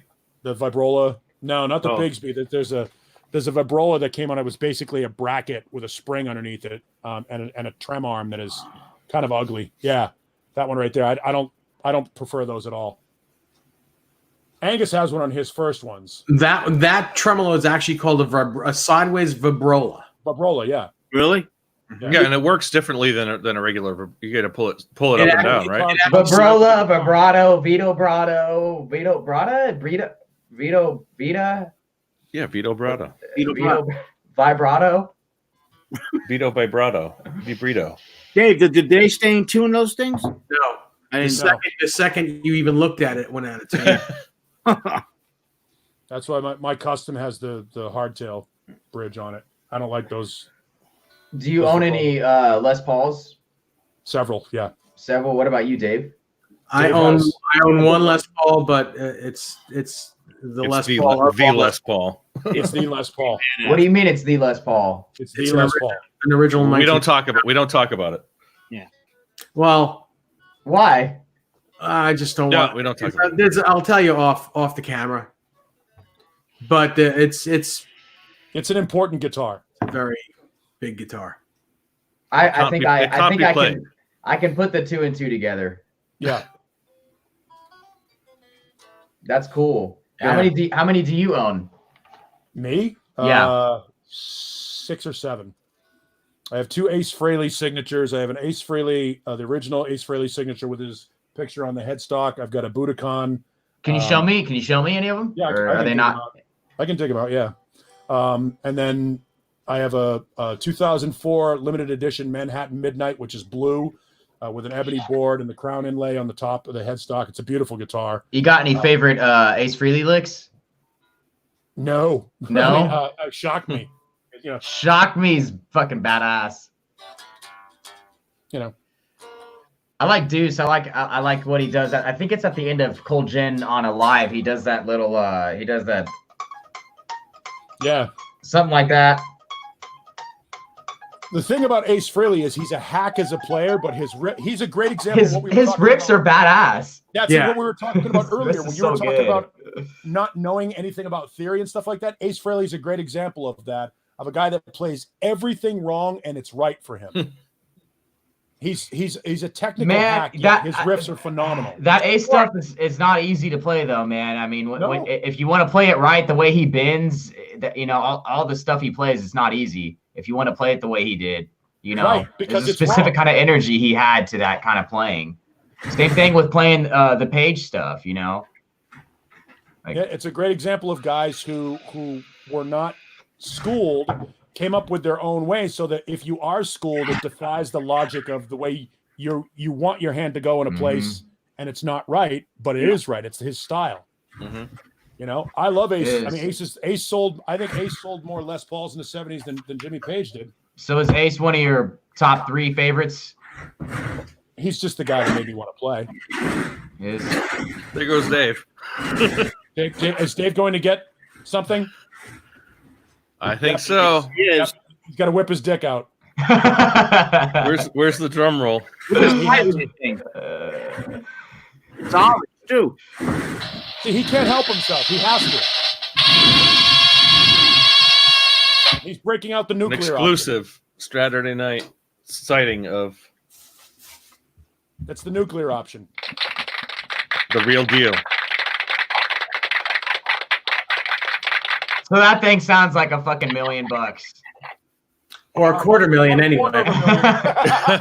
$250,000. Oh, you scratched it, dude. Oh, that's fucking badass. That's so cool. Can you plug it in, please? For the love of God, plug that thing in, please. Have we ever heard it? I don't know if you've ever plugged it in on the show. And you, and Josh, you mentioned you like Slash. I have a Slash Rosa Corsa Les Paul. Oh my God, I love the Slash Les Pauls, dude. Yeah. Not in tune. Let me tune it up. It's gonna sound like shit no matter what you do with it, Dave. I think you should get rid of that guitar. It's so old. I know. It's what is it? 6 years old? I'll take it off your hands, man. Yeah, I don't have a Les Paul like that. Not a lot of people do. I'll pay for the shipping and handling. I promise. Exactly. For a guitar like this, you got to fly to me to get it. It's not going on a plane. Anytime I've hooked a Les Paul up to my Mesa, it is literally the best sounding guitar I'm able to get through that thing, man. They sound incredible. If they're a high quality Les Paul, they sound fucking incredible. It's really old. Yeah, it's not like the new ones. Like Gibson got really good recently. They've gotten better.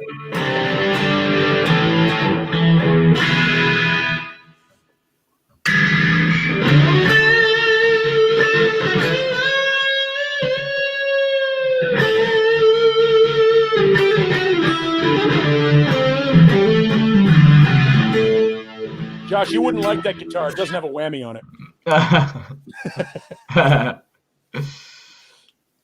Sounds beautiful, Dave. Sounds awesome, dude.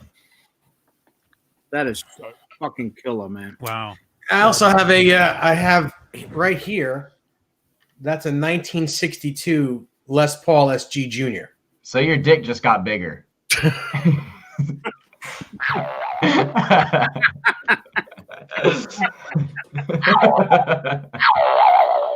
That's fucking sick, man. That is sick. Yeah, thanks for showing that, Dave. Definitely. Now we're gonna have to delete the video. Yeah. Still a podcast, though.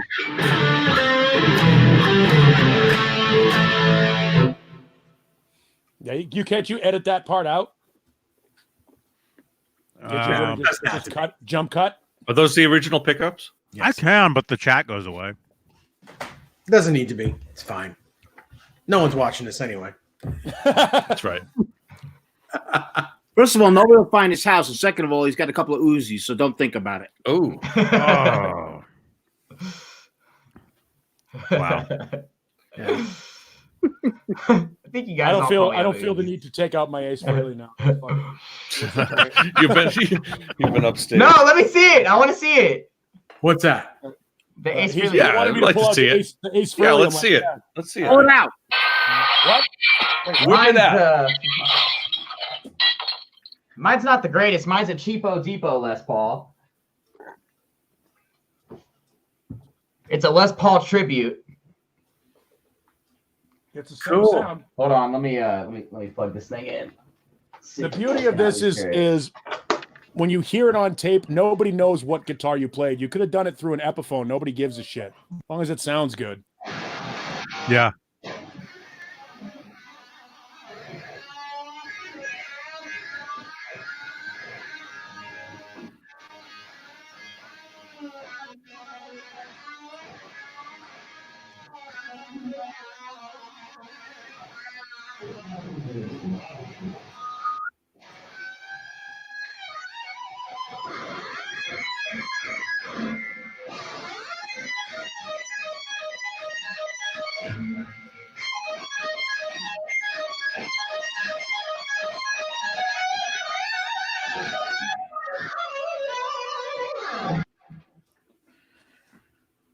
It's a cool little guitar. You can't hear me. I was just saying I can't remember. No, we heard you. We hear you. You got to play some Randy on that. Oh, some Randy-esque. Yeah. Wonder if I can. Hold on. Let's see this.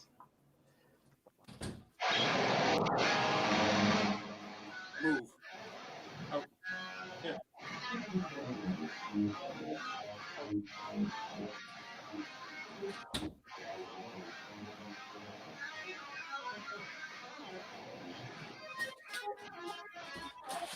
Lay down. Awesome.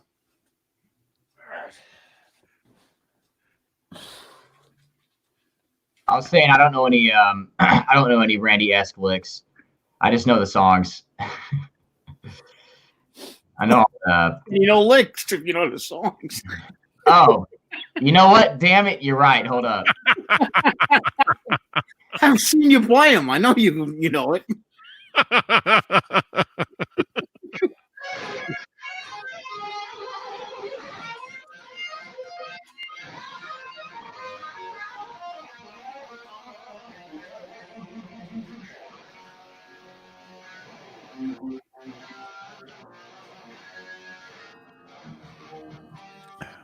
Why is it so quiet now? I don't know. Because we're trying to listen to them. No, the sound, it was louder. Then it got Yeah. loud and It then sounds really it quiet. was quiet. Because he turned the output down on the amp. There you go.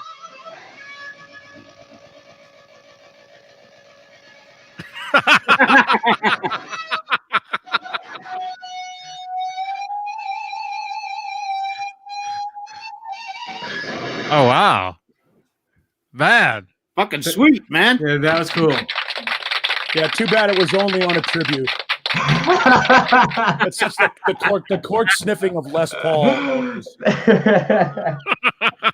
Feels kind of on that song, man. Unless it's one of those. Oh shit! Okay, you guys, I'm putting this up now. You motherfuckers.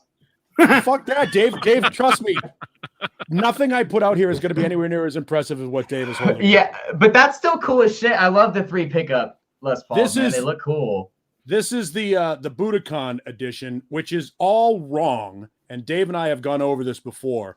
The Budokan is based on a 1974 Les Paul custom. And when Gibson put this out in 2012, they got everything wrong. First and foremost, the 70s Les Pauls were the Norlands. It's supposed to be a pancake body. It's not. It's supposed to have a volute on the back of the headstock. It doesn't.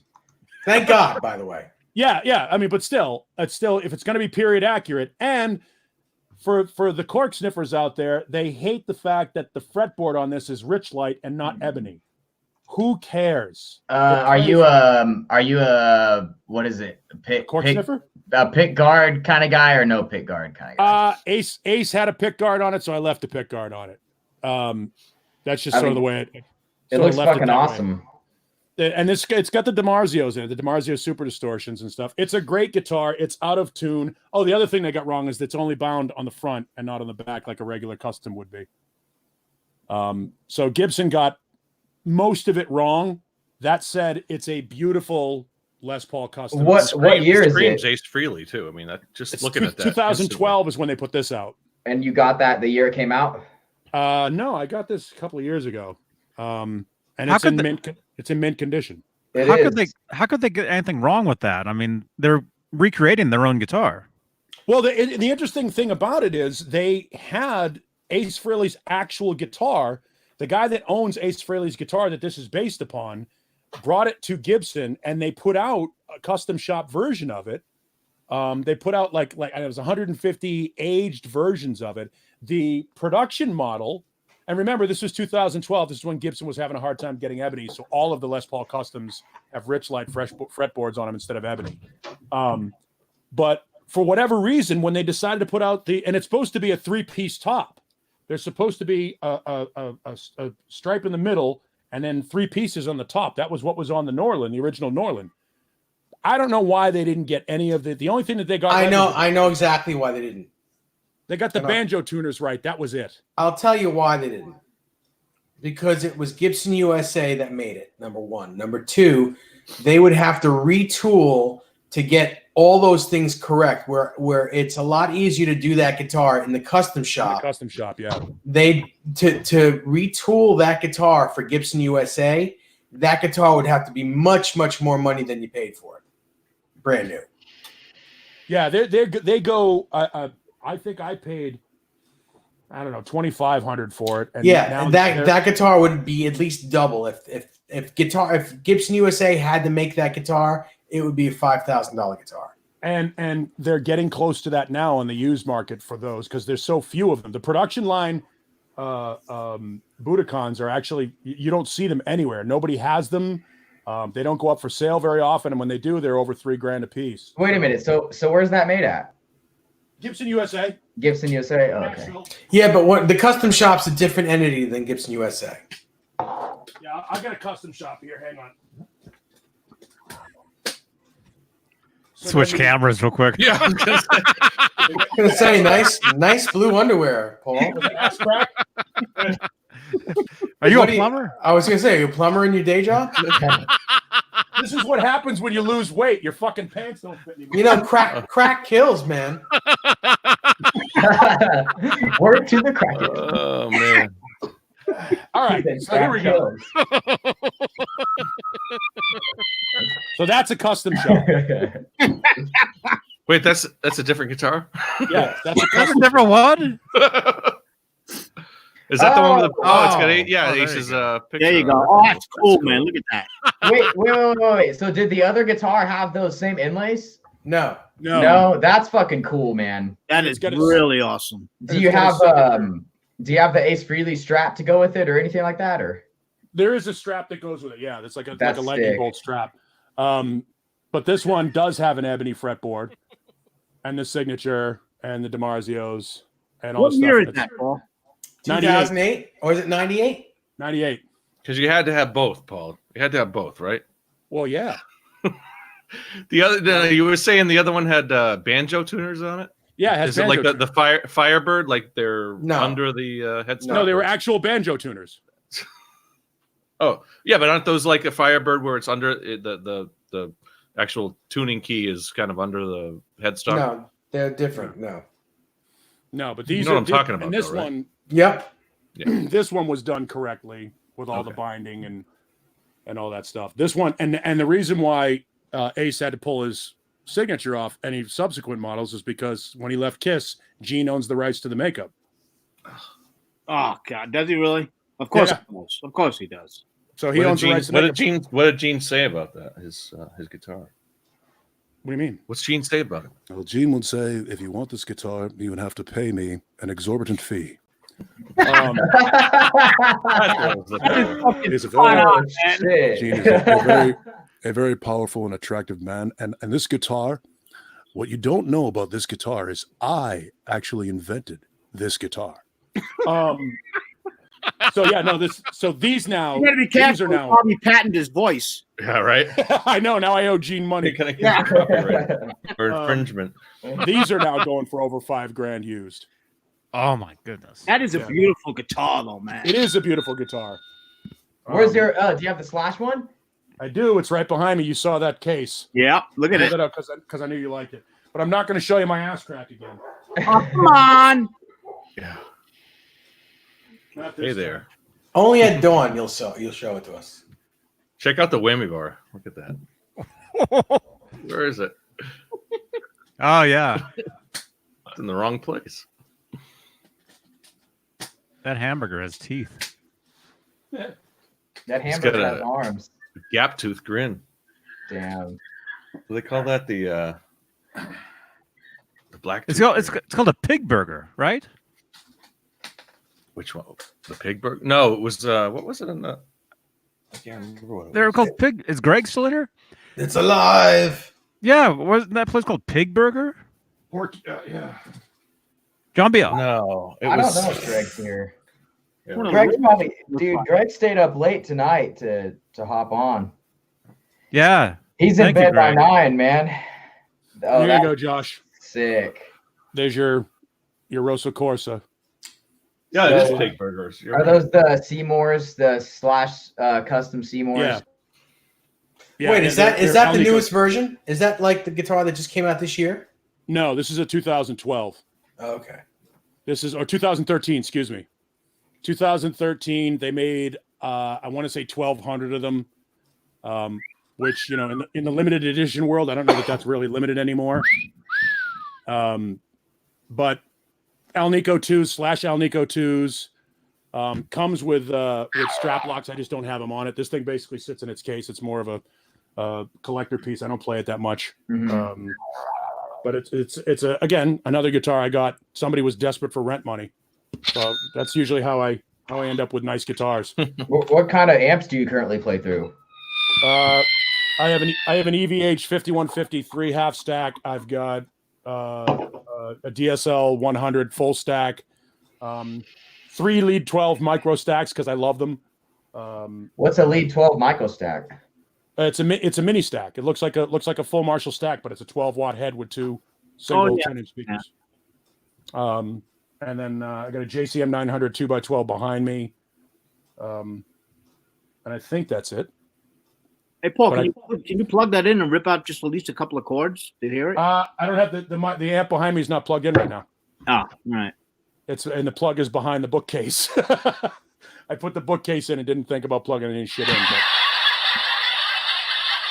It is pig it is burger. Pig Burger. Well, it also says char burger. That's Pig Burgers. Well, it says pig burgers is the name of the restaurant, but it says char burgers on the super quarter-pound char burger featuring hot pastrami, chili dogs, tacos, and burritos. Oh, that sounds good. Guys, Everybody wants I'm them. I go hungry. there. Are we going to call a pizza place again tonight? Yeah, we should. Remember last time? Chicken Connection, wasn't it? Yeah, the chicken place that we called. Oh, you guys did the KFC donut the other The day. Chicken Connection. Who Oh, is that donut. Who is that on your poster behind you under the Van Halen blanket thing? Which one? Black and white. You don't know that That's the famous That's shot. Isn't that Van Halen in '82? Or the 81 festival? opening for the Stones. No, Yeah, it's in the okay. inside of the. It's in the it's the inside back of Diver Down. Mhm. Yeah, inside, back, whatever it is. Opening for the Stones at the Tangerine Bowl, 1981. Awesome. Damn. Cool. There you Podcast. go. So cool. And what do you have? What do you use? You got a BC Rich right there. I have my Mockingbird. I don't have a huge collection. Nice. I have I know Slash used to play the Mockingbird ST. Still does. Yeah, it still does. There's a Wow. red one. And a green one. I think they actually put out for consumer purchase a BC Rich / Mockingbird. I think BC Rich actually just kind of changed all their stuff up within the past year. There was a rumor when he was going through the divorce with Perla that Slash was actually going to be an investor in BC Rich. Really? If you go on their website, they got some nice looking stuff, surprisingly. I think isn't it the only other company besides Gibson that he endorses, I think, right? Or does he even endorse BC Rich? Well, they certainly pay him. Yeah, I mean that's the only other brand that he plays, I think. Or no, he plays the what do you call it? The T what's it? The aluminum neck there. What's the one that has the aluminum neck and the That's a Kramer. No. Travis Beane? I think it's the Travis Beane. Was that aluminum neck? That's Kramer. Okay, there you go. Travis Beane is the original Kramer. Is That's what I'm Travis talking about. like your brother or something? I wish I was related to him. Travis and Johnny. I would own Kramer guitars. Oh, okay. He also had his own Marshall too. Yeah, I wish I had a piece of that. Yeah, aside from the BC Rich, I have the Gibson SG 2005, just a special. The one that I showed earlier, the Super Strat Jackson Warmoth. I have a Strat, Mexican Strat in pieces that I'm trying to make a 78 Frankie. It's in the middle of that still. In pieces. Yep. And What about your I don't amp? know. The only amp that I have right now is just a Marshall combo, 1x12 combo. I'm kind of like past the point of, playing in garage bands and stuff. I mean, I just do some recording. I mean, not even recording, but like, just lay down some tracks whenever I, just experiment, demo, whatever you want to call it. The love of Yeah, just exactly. So, that's where I'm at. That's a good place to be. That's right. What about you, Michael? I have no guitars. What's a guitar? I'm just fucking with you. What about that sign? Huh?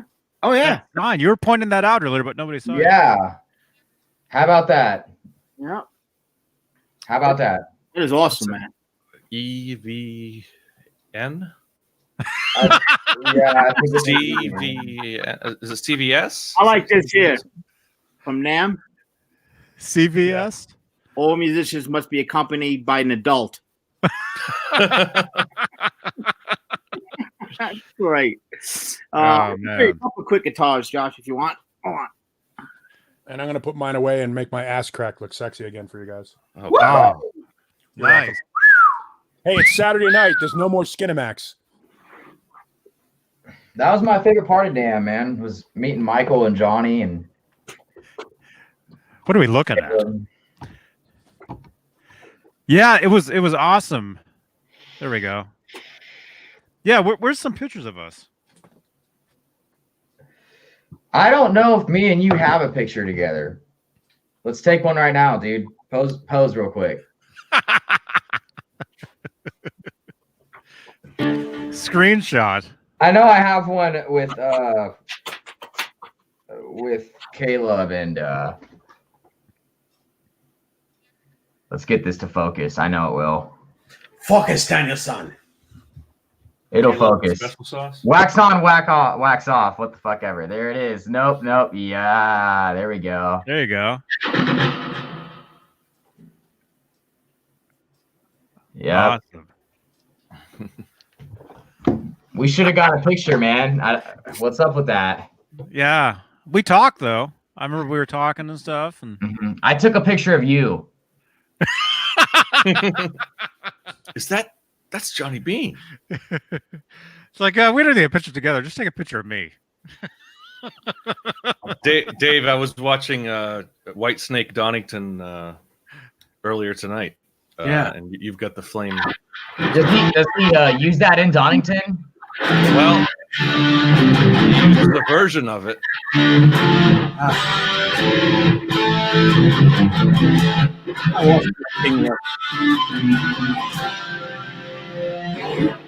Hey, Thomas. We got That's- different people. We got different people jumping in here.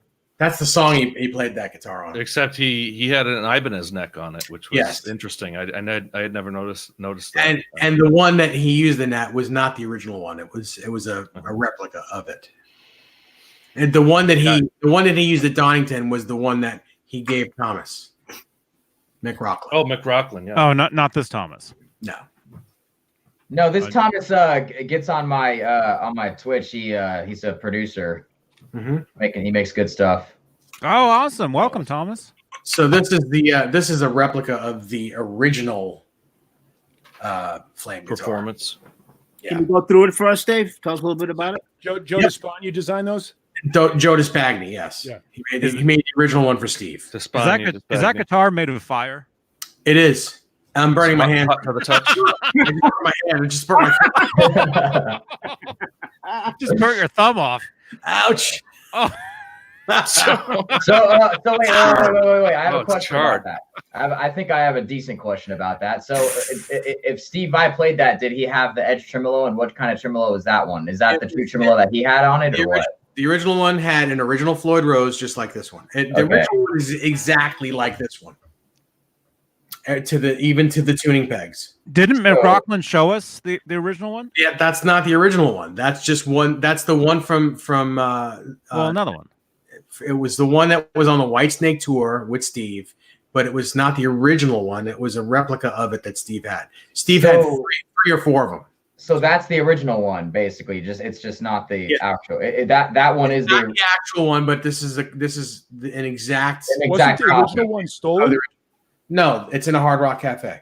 Oh, okay. Because I know he lost one of those. He didn't lose one of these. He lost the Swiss cheese guitar, the green one. I have a Hard Rock Cafe here. So is it in that one, or which one? Which Hard Rock Cafe? Vegas or something? Sure. I think it's in LA.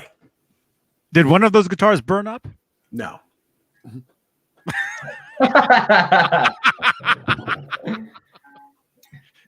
So this guitar, Mike wants to know about this guitar. The body is made by KNE. The body is made by FIRE. Yes, the neck is a Musicraft neck. Beautiful flame on that guitar. Yeah, thank you very much. that is a beautiful flame top. Yeah, exactly it. That's an actual flame top guitar. It's a Nesdell flame top. Yeah, it's got there's a lot of flame in that guitar, man. A lot. This Floyd is actually from the mid '80s. It's just really clean. It's not a new one. And the pickup is a. This is a Pariah Pasadena. That's a pretty fucking hot pickup, isn't it? Yeah. This joke is better than Epstein. Dave, you're on fire. Keep going. Wait. You can actually go up. I thought that was just a blocked bridge.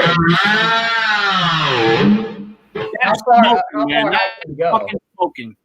I can't find it.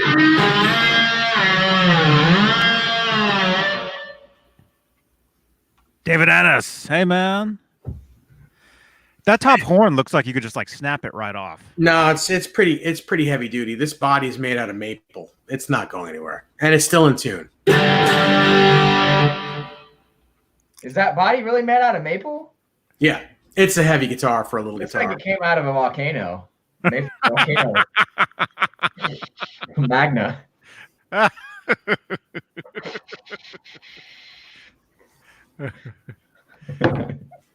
Man, that thing's hot. I would like to officially declare this joke dead. It's over. Guys, all right, one more. I really thought the thumb thing was really the funny thing. That was the mic drop moment right there. But like Yngwie Malmsteen says, anything worth doing is worth overdoing. I agree with that. Burn. Yeah. What are the guitars you guys want to see? Is that a Buddy Guy Strat in the back? That is a Buddy Guy Strat. Yes. That's a badass Buddy Guy Strat. He actually got that from Buddy Guy from Telltales. That's what they said. Yep. What's going on? Now we're outside. Holy crap. Someone's a bong or something. Oh my We can God. hear that guitar. It's burning. Listen to the sustain. The sustain. Wait, let me put it up to the microphone. You can hear it crackling. Beautiful. It's really warm. Have you ever thought about like still like if, like is it Ace Frehley or something like has like smoke in his pickups? Have you ever thought about doing that? Like with that one, that'd be fucking cool. No. Or would that ruin the guitar? Well, yeah, it would ruin the guitar, and you wouldn't be able to play it because it only has one pickup, and that smoky pickup is a fake. It's not a real pickup. Yeah, Paul, how come you didn't do that to your Les Pauls? Because it's a stupid thing to do. Basically, I think he used like dry ice and a light. I think that's all he used. I thought he used a smoke bomb. Or It was a some smoke shit. bomb that was. Oh, is it? It was. But he fused had a with light in battery. there too. Yeah. Oh, so yeah. All right. Yeah, it was a little. There was a 9-volt battery. He'd flip a switch and it would set off the filament that set off the smoke bomb. Kind of like that. Yeah, Where's it was, Michael? it was Josh's face. Josh's face was in the guitar. He would just exhale one of his vapes. Where did Michael go? He's supposed to show us some guitars. Oh, he's getting them already. He's all good. He's putting on a thong so he can upstage. preparation. Shit, you gave away my thong secret. What does this say? His Yeah, tech, it his says, tech is tuning them Jimi up. Hendrix used to stand on the edge of the stage at Buddy Guy's gigs with the tape recorder to learn his licks. Is that true? That sounds probably. I would think that's. I have true. no idea. If it's in the chat, it's got to be true. I think at that time Jimmy might have been touring with other bands at the time. Well, when did Buddy Guy come on the scene? It was the early '60s, right? Before Jimmy became famous. Yeah, I but think Jimmy Buddy Guy was famous. playing in the '60s with like Curtis Knight and shit like that early Right. on. Curtis Mayfield. But he didn't No, become Curtis Knight. Jimi Hendrix until '67. Who's Curtis Knight? Didn't he play with Mayfield as well? I don't know if he did or didn't. I know that he was the Curtis Little Knight, Richard, and then right? he was with Little Richard for a while, and I think Ike Turner. Who's Little Richard? Who is Little Richard and Curtis Knight? He's in my pants.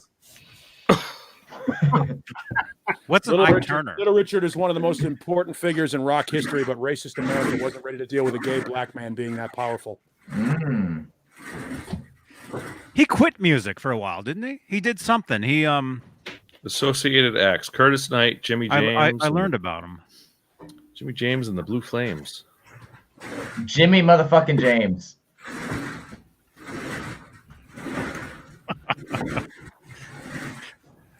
Oh, this is a nice little how do you do? I don't know where these came from. I know they came off of one of my shelves, one of my stupid Chaucer shelves. My dog brought me my Wicked porn star cards. Let's see it. Let's see him. No, we can't see. I've never Spencer's opened gifts. I've never opened this. This was a gift given to me by Ron Jeremy, who claims to be the Joker in these decks. Who's on Jeremy? Let's do an unboxing. Nope. Nope. I've never opened these. That's Ron Jeremy right there. It looks kind of. Ron Jeremy came into the his studio heyday. once and says he gave me this deck of cards. I go, why are you giving this to me? He goes, because I'm on it. I'm like, I don't want to see that. Oh. He said he's the Joker in the deck, and I'm not opening it. Oh. Do you have a lot of stuff like that? That's like unopened, like any unopened beers or anything like that, or like? Yeah, I got a couple of I bottles. got plenty of Motley Crue. unopened beers. No, Except for that one night. Yeah, everybody knows that I tend to open the alcohol at my house. I have a couple of bottles of Motley Brew. Oh no shit! Oh, what's the Iron Maiden beer? The Trooper. Beer. I don't have Trooper beer. I do have a couple of Pepsis that were sent over to me from Afghanistan by soldiers, which I thought were awesome. That I haven't opened. Three Stooges beer. I don't have Three Stooges beer, but I do have Three Stooges heads that make noises when you hit them. I have a bunch of stupid toys. When you work in radio, they send We you a love bunch stupid of toys. Michael just grabbed something. Looks like a music. Trooper, Oh, what do you? empty The bottle of Trooper Trooper. beer. There it is. Or is it full? I've heard it was terrible. It looks like it's full. Oh no. Oh no, it's empty. Oh, If it's how was it? It has dust on it. Yeah, it's been sitting up on top. That was all right. This one was a better one. So what is this? A Music Man? Let's see this. Yep, I will, but hold on. See? This one's actually pretty good. They're different brews. Yeah. And who made that? Was it I'm sure it wasn't Marvin Bruce Dickinson. Brewery. What is it? Robinson's Brewery. Oh, little independent. Handcrafted. Was it authorized by Iron Maiden? Yeah, Dickinson's actually had something to do with the brewing. Does he fly it in? No, but he challenges anybody in the brewmaster to a sword fight before they.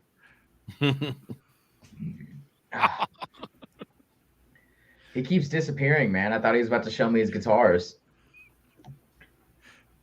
He's got to hide his Josh, empty beer bottles. Josh, have you ever heard of this? I had to put that back. It was showing bottles. This is the closest bottle I got. Crystal Pepsi. Do you know the tie-in with Crystal Pepsi? No. What? Anyone? Are you going to tell us about it right now? Yeah, I thought you were gonna. Well, John so Biel. one of our favorite bands, Van Halen's, right now was on the commercial. Yeah. The song right now was used to promote Pepsi. What kind of beer would Eddie drink? Wasn't it like a nasty beer, like a Schlitz or something like that? Malt liquor? Schlitz, yeah, they drink or. Is it like a darker beer, like it's Colt 45 or something? I don't know. No, it was cheap. Yeah, Stroh's. there's plenty of pictures with the studio and strewn. Is it like a Pabst, like another version of Pabst? Pretty much, I think it was. They drank the tall boys, like the what are they like? They did drink 16 Schlitz ounces. I think Schlitz is what they were drinking when they were walling, which is what. That's the only tradition that my band ever took from Van Halen was trying to wall beers in our rehearsal studio. What does that mean, wall beers? When you finish your beer, you fire it off the wall to see how many walls you can hit on a rebound. And the best you can get is 4 if you throw it into a corner. The can will bounce off of the side. You know, if you can get all 3 walls and then hit the 4th wall is the first one that you hit in the corner. What if you use a bottle? Well.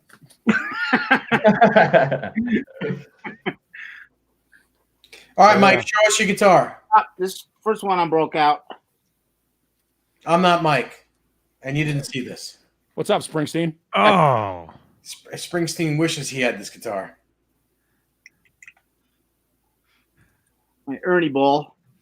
Oh, cool. Ernie Is that ball. the There we Family go. Reserve Axis? Yep. That's gorgeous. That's beautiful. The top almost looks 3D. Look at that. Yeah, it does. It looks like it's an arch top too, but it's not. Nah. Look at the neck. What are those pickups? They're DiMarzios. Are those I think. are those basically the Van Halen DiMarzio pickups Yes. Yeah. Covered. They're just covered. with covers? Yep. Oh my gosh. Yeah, the Ball Family Reserves are a little bit different. They look a little different than the AI original. Gaming says looks heavy. Is it heavy or light? It's not heavy. No, it's not really that heavy. My Les Still Paul. basswood with a maple top, right? Yep. When'd you get that? You still got the inspection sticker on the neck plate, huh? Yeah. He got it in an ABBA concert. Say again, Dave? He got it in an ABBA concert. Who's ABBA? ABBA's got that Shakita song, right? Nice job. Chiquita Banana. He's never seen Les Paul play, but he knows that ABBA's unbelievable. Abacus? This is one of my pride and joys, this guitar. I Abacadabra? Abacadabra. Abacadabra. I was about to say that shit. You beat me to it. All right, Mike. Tell us about your favorite guitar. Abacadabra. one of my favorite guitars. I love the way it looks, and it wasn't cheap. Mike's favorite guitar is on pre-order right now. Yes, it is. And you got, None of the Ernie balls are cheap, and especially the Family Reserve stuff. yeah. The Ernie balls are nice, man. Those are really nice guitars. And when I got this for $1,000 left, the guy wanted to get rid of it, and then it was in the guitar shop. And after he sold it, I went back there a couple of times. He's like, "I should never have fucking sold that guitar to you." Abba-dabba-doo. And I said, "You need double the money." And of course, I still have it. So Awesome. yeah. And my favorite guitars on order. Can anybody guess? Remember if I told you guys or not? Anybody in the chat or any one of us? Well, not you, Josh. What kind of beer is that? That's in there. Split malt liquor. Studio. That's a Schlitz. Studio. Oh, look at look at the back of that Silvertone. Oh, I'd love to know what those stickers are. Silvertone. Let's ask him. Ask him. He'll tell us the truth. Silvertone or Dan Electro? That's a Silvertone. Well, they're recording the second album, so those might be passes from the first tour. John Biel. Podcast. Studio floor, everyone. Studio floor. Let's get the Cuervo. Where's the blow? You want me to send you those and you can pull them up on the screen, Johnny? Cuervo Gold is garbage. Oh, my stomach hurts just seeing that picture. I can down 3/4 of a bottle of that and not have a problem. If you can down 3/4 of a bottle of that, you do have a problem. Well, that's the last quarter that gets me. The last 20%. That's the what do you call it? Rot gut? Yeah, that's Cuervo. The more color that's in a tequila, the shittier it is. Jesus. Oh. You want tequila to look like water. Does it taste like water? No, it does not. ass. Not if it's the good stuff. If it's the good stuff, it's smooth. What's the good stuff? Cuervo Family Reserve is good, but it's about $160 a bottle. Is Cabo Wabo good or? Yes, It's all right. Yeah, it's pretty good. clear. Still looking at me?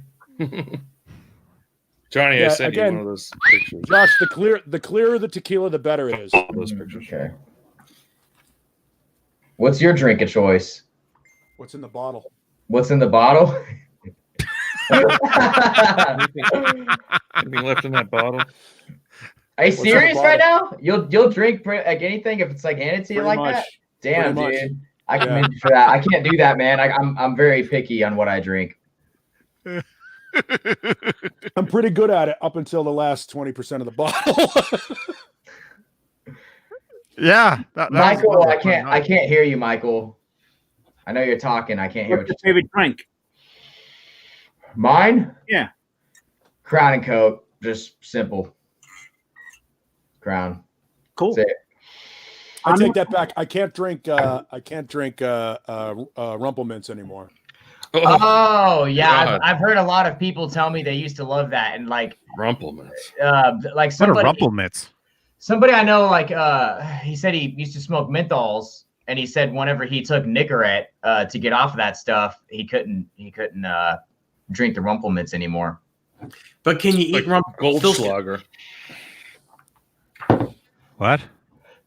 I just said one word. I said Goldschlager. That's all I said. Goldschlager. I've heard of that stuff. Do That's not got drink real colored gold flakes in it, right? It's got real gold in it. Yeah. Yeah, it's got the Gold flake in it. Schlanger?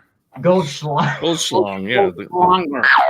Never seen have a a gold Goldschlang, schlanger? John? Never No, seen a gold- Goldschlang, Johnny? Yeah, You have a gold gold- schlong her, ain't it? Gold Gold Schlong. Gold Schlong. Is that another guitar in your hand? Gold A schlong. different one, Michael? Post that on Facebook, Michael, and that'll be the last time, man. Oh, okay. Or is that the same? That's different. I'll Oh, go with you, but I'm not There's going got to be a to. joke out there somewhere for that. Somebody else that previously owned this is on the air right now, and he might be able to help us. So, He might get a little mad. no, he won't. The Wolfgang. PV? What is that? Is it a PV? You're right. It's the guitar Oh, no, without it's an EVH. Sorry. it's the guitar without the EVH sticker on the back. Oh, okay. It is a PV. Thank you. Yep. Oh Nice. man. you even got the EVH strap locks on that thing. You can get Van Halen strap. Yep. Do you have a Van Halen strap or no? No, I don't. I have to get one. Are you gonna get one? Are you gonna get the one I sent to you? Yeah. Oh, actually, yeah. I'll use that one. Look at that. Look how clean the back of that is, Johnny. Yeah. The reason why this guitar is so fucking clean is because it experienced a little bit of Nesdal magic. I sent it to Dave. Except for the top of that neck right there. Well, I couldn't get it all off. Oh, he said he tried to get everything off. He said, that's gunked up for life. You're fucked. Are you gonna bring any of your guitars or anything like that to Dave's wedding, or are you just gonna bring yourself? I'm probably going to bring myself unless Dave wants me to bring some. No, but he's going home with one. Oh, is that a surprise or does No, he already he's know which one he's going home with? He's been waiting very patiently for a guitar that I have for him.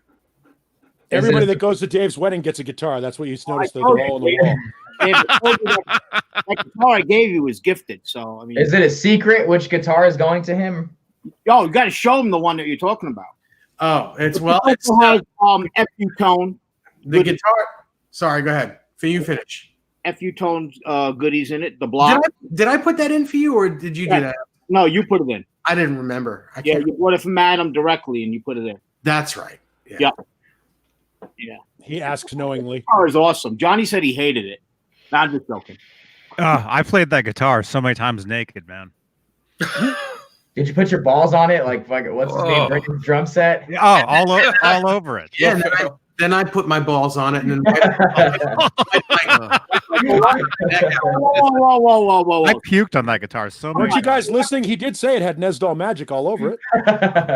So basically, that's what those 2 white marks are that you couldn't get off. no, I didn't blow a load on it. I just wiped my dick on it after puking. That's a load. That's sweat. That's a load. What kind of? So the guitar that Mike gave me is this Music Man right here. This beautiful amber Music Man right there. That was a gift from Michael. Oh, that's nice. Dave, show him how to put it up. I'll take it off the wall in a minute, but I wanted to show this thing first before. That's a new one. I don't think I've seen that. This is one not new. This before. this has been in my collection for many years. This is an original 1953 Telecaster. Wowzers. Oh. So that's gonna survive a fucking nuclear apocalypse, pretty much. It's an original 53. Holy cow! Wow. So is what's his amazing. name? John 5 would love to have that. He would, of course. Anyone? Wow. Look at all the checking in that. Oh, it's beautifully worn. It's just the body looks amazing. I mean, it looks like a relic. I mean, it looks like a total relic job, but that's the real deal, right? It's definitely the real deal. Wow. I don't know. I think that's a relic, dude. You're That- sure. You really should get a new one. yeah. Get rid of that one. Another old. You have a lot of old guitars, Dave. Come on.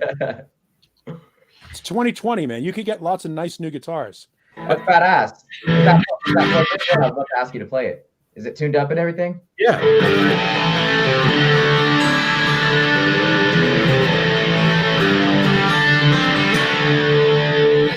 Yeah, I'm not gonna lie to you, dude. That sounds a lot fucking better than I actually thought it would. That Sounds incredible. beautiful. Yeah. It better. See the headstock? Damn good. See the headstock? Sure. The one he just bumped off the mic. Yeah. Is that the spaghetti script that they talk about? It is. The Yes. Fender spaghetti script. Yeah. Is it a decal or painted? Is that? No, it's a decal. Yeah, that's what I thought. So is everything on that original 100%? Yes. Wow. Wow, that is amazing. Fret's 53 original Now they too? came out in what? 51? This you know what? It could have been refretted before me. The nut looks original to me. Is it bone? Yeah, of course it is. What are bone? What like bone frets? It's made out of bone. It's made out of actual bone. Bone from what? You know what? I don't know. Probably like I a honestly cow. don't know. Probably Cow. an elephant or something. It's made out of something very strong. Elephant. Is it ivory? That's not even opened up all the way. That was just How does that neck pickup sound?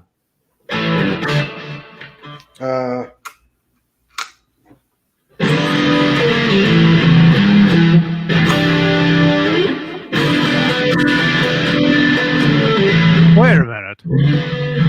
You can't have distortion on that guitar. right.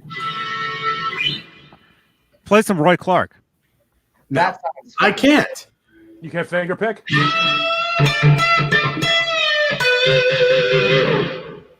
It sounds good. It must be midnight. My dogs want to go out. Hang on, I'll do something else that's real cool with this guitar. Give me 1 second. What are you about to do? I'm gonna burn it. No, He's gonna tune it. I'm gonna do some cool stuff. Hang on.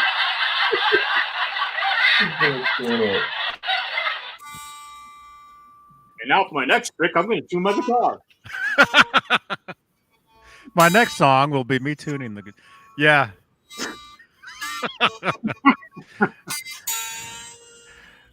Yeah, the next song, you guys are learning a song at the rehearsal.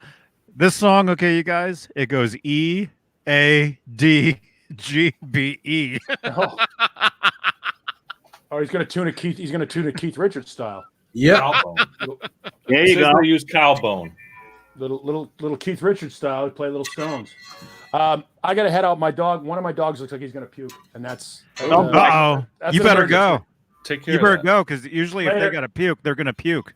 Yep. See you later. See you later. They're good. Oh, he's gone. Yeah, I remember Howie used to get like this puke face. Oh, where yeah.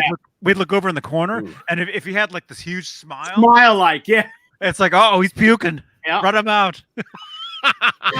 Carl used to get it. So Yeah. according to Google, the most common kind of bone nut is used as cow bone, usually from the femur or humerus bone, or from the pelvis. Oh, good. I heard So it was from- rumor that they used to use homeless people's bones. So Yeah. Well, I thought it said human. I asked for a second. I said humor. I thought- oh, humor, yeah, humor, right?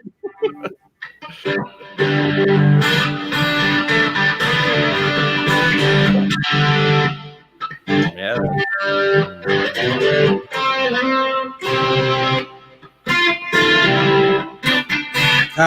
Definitely gonna get a flag for that. Yeah, we're flagged now. Play some wrong notes. The whole thing is Play some all wrong. Ron Wood. I can't. Not in tune yet. So, Dave just gave me a great segue here. I got a couple DVDs this week. So, the Stones at the LA Forum, 75, with Ron Wood and Ron's Wood. yeah, great show, and one of the best documentaries, or if not the best of the Stones, Crossfire Hurricane. Just Did you get the complete- new Ron Jeremy DVD? I haven't got that. I'm waiting for it. He gave me a shout out in the news. Did he? Yep. And then he gave me a pack of playing cards. Oh, I wouldn't watch that, man. I would just get sick watching that guy if I had to watch that. Oh my god! You know? Yeah. I mean, that's. I mean, come on. Watching Ron Jeremy. Who would watch that? Yeah, and I don't know what's attractive about that. I don't know why he's such the man that he is, but He's got he did something right. I don't know. That's the only reason why. What? Well, it's We should certainly all be so lucky, right? He's got a 2-foot cock. That's the only reason why. he certainly Yeah. doesn't. He was blessed. He's not a handsome man, though. No, he's under No, sin. by any stretch. Looks like a hamburger. I can't get it right. A hamburger with mayo all over him. Oh, He looks like a hamburger with extra mayo. Exactly. hamburger. A man burger. My laptop died. Somebody's shredding over there. I don't know why you're looking at me, but somebody's shredding out there. There can only be one person doing that. Oh, it must be Dave. It's Dave. See who it is. Come on back, Dave. Dave, come here. Come, boy. Come on. How's that foot doing, Dave?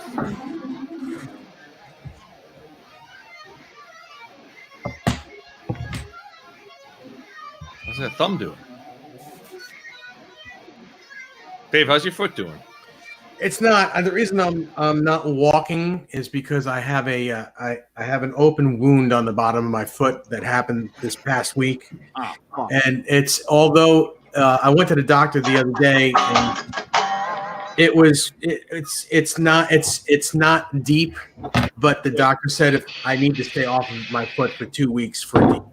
So it doesn't get bad. Yeah. So this is the guitar that Michael gifted me. And it is a Music Man, Axis EX, or Eddie Van Halen type of guitar. Let's hear it. Let's see if he's in tune first. That's good enough. That's good. That sounds good enough. It's kind of close. Hot It's dog close. with mushrooms. Is that a move? I'd eat that. I'd eat that. Hot dog, I like mushrooms.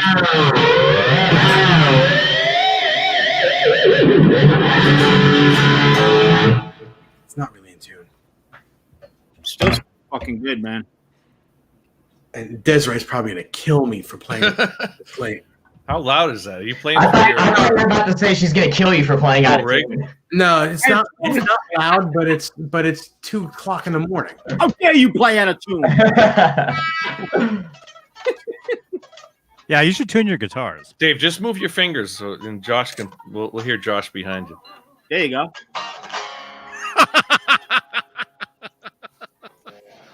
Dave's so good, he doesn't have to touch the fucking strings. Damn right. All I gotta do is look at the guitar. That's Play right. it. Not a hamburger, but hot dog with mushrooms. Oh, that's Ron Jeremy. Oh. What was his name? The Hedgehog. He was the Hedgehog, right? Oh, what happened? Wasn't that his nickname, the Hedgehog? I don't want to know why. Well, Wait, 'cause he what? looks like one. Too late. Josh, you definitely got to look at some Django and some Les Paul because you've got kind of that technique in the finger style. The hybrid picking. Yeah, I mean they both played. I mean, That's a good point. maybe not so fast, but like they had that style. It doesn't. I mean, It doesn't have to be fast. Like I'd say, like no, and it's just the feel. I mean, definitely. With the hybrid picking stuff, to me, I've probably played this one specific lick in every position. Probably over 30,000 times, man. And all it is like literally you're picking two notes. You're picking the G string and then the E string, and like that's how I would do.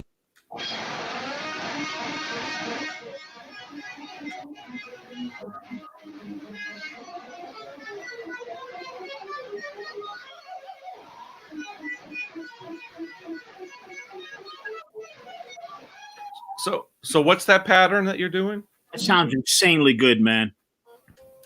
What's the pattern that you're doing? I mean, you're basically just going up the fretboard, playing the same pattern, right? Yeah, it's the same exact technique on the right hand. I'm picking, like just an example, like I'm on the 8th fret of the G string and I pick down and then I pluck with my middle finger on the E string and then I hammer on and pull off with my pinky and index on. It's all on the 5th. Everything else on the 5th and 8th. That's all it is, and you can move it, and you can move it around, stuff like that. Like there's like a Jason Hook lick that I do all the time too. It's like.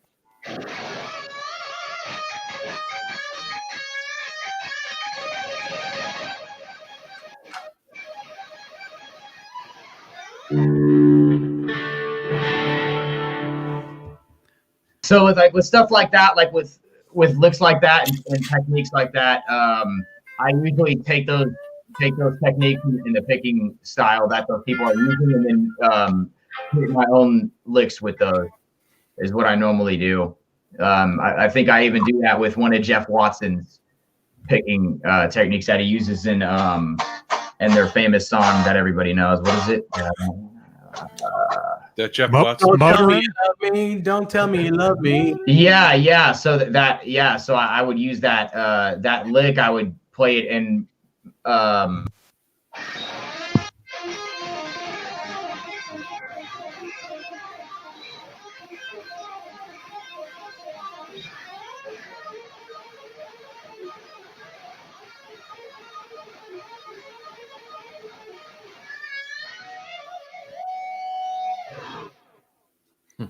That's Jeff Watson. That's Jeff Watson with Josh Jones. That's how I would mix it into my playing. Is I would move the lick up somewhere in a different spot and like in a spot that I like the note choices better. which is in that area where it's at. Which, you know. Steve Carmichael. Steve Carmichael. Steve, was great to see you on the. I did a video the other day. My friend Louie did a video showing his his collection of what are those things called? Those little Guitars. Guitars. I've got the little police ones. That Steve. Oh, the Carmichael's bobbleheads. Those little guys. Bobbleheads, right? Anyway, well, they're not bobbleheads, but yeah, Louis showed off his collection. He made a video, and then he told me to make a video, so I made a video showing mine, and then I also showed off the leash holder for Howie that Steve made as well. And Steve actually has a collection of those things too, man. I saw that. What things? Those dolls. Oh yeah. Yeah, you showed the police the whole the three of them set up. The Funko Pop. Yeah, he sent you the Funko stage and everything. He's the woodworker, right? Is he the guy who does the woodwork? Yes, Steve Carmichael. Yeah. And Josh. Can you build me a 5150 stage? I'm still working on that. Josh, talking about Jeff Watson real quick. I met him when I was a kid, and I was wearing a San Francisco T-shirt when I met him. And this is when I was living in Nebraska. And he's like, I live in San Francisco. If you're ever out there, you can come and you can stay with me, is what he told me. I ended up moving out here a couple years later, and I saw him. And I'm like, hey, I'm here. And he didn't think it was funny. He's fucking killer, man. He has like a Starlix video. He's got good vibratos. Play that lick. Play that part of that solo. We won't get because you're not playing the whole thing anyway. Just play that one lick and you use it as like a exercise.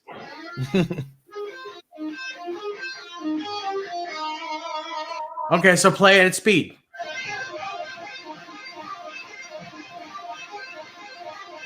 But do the whole solo part.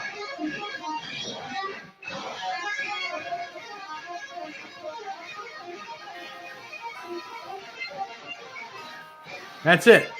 Oh, that's one. Tell Me You Love Me. Yeah. Okay.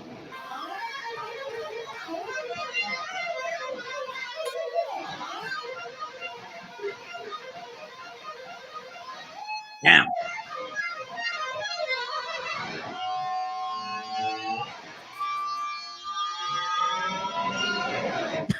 Holy crap! What is that effect? That's awesome. That's Steve. I don't have nothing on you. Phasing sound on that. Is it just a phaser, or what is that effect on that? I think it's an enhancer on the Axe Effects setting. That's crazy. It's got such a great tone to that. A whine. It's almost like a whine on it. I think so there's an enhancer, but I'm also since I have my headphones on, I like to have it in stereo, so I use the 55 millisecond delay trick. I throw a dual delay on, and then I throw one at 55 and one at 0, and then I run it at 100%. And then they're just out of phase with each other. Yeah, exactly. So that's maybe why it sounds like that, is because I have both of those. I mean, I know I've heard that before, but that's just, I love that sound. I played that pretty bad. I haven't played that since like 4 years ago, but sure. That's the picking technique for it is I haven't played one of the hardest guitar solos on the planet since 4 years. I've only been playing for 6 years. Yeah, I learned that when I was 2 years in. Ooh. Now you need to tune that shit. That's what happens when you bend, dude. I gotta do it. What the hell, dude? Now I'm fucking living like Dave. Locking tremolo. Yeah, Minnesota. Yeah, I know. Yeah, Watson. He lives just north of me. It's out. I can't do anything about it. He's got a farm too. Yeah. You need to get yourself a hex hider. Yes, you do. Dude, I know I do. I've been wanting one of those. The hex hider, you guys. The hex hider. I need one. Where's my laptop? Laptop. Gotta get one. Died. Laptop. You tap lop? Need a laptop, Johnny?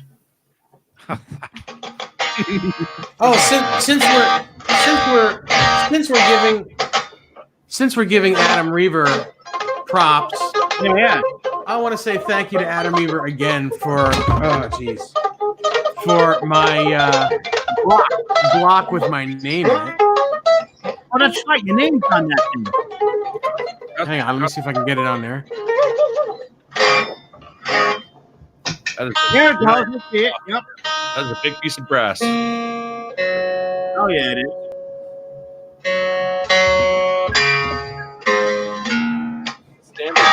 Yeah, Dave was the one who told you about The standard here. I mean,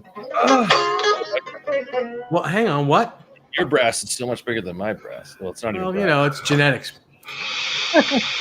Dave was the one that told me about the guitar when I bought it. Yeah. I gotta get one of those brass. He was the one that took it.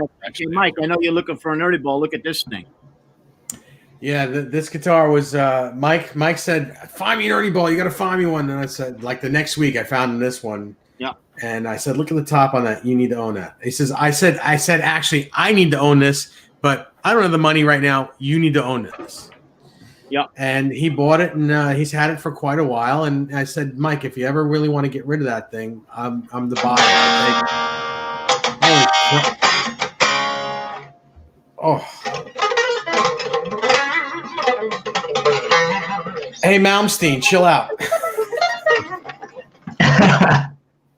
Holy crap. That's got so loud again.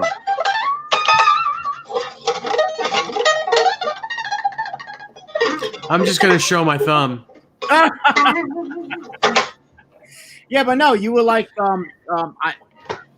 this is what you've been looking for. And I was like, fuck yeah. That's exactly what I'm looking for. Hey, look at that top. That top's just crazy. That car is insane. It looks so much better in person too. Yeah. It's just incredible. But yeah. And the only thing that was wrong with it when I sent you, the tone knob was fucked up. Yeah, and I bought another one. Yep. No. That's it. No big deal. Things sounded great when I had it, but now that you put FU tone shit in it and everything else, it's got to sound insane. Yeah, I lowered the action, and I mean it's super duper low now. Let's see that. Oh hell yeah! Look at that. Look the binding on it too, man. Yeah, it's really cool. Cool guitar, and it's clean, super duper clean. Yep. For a used guitar, right? Yeah.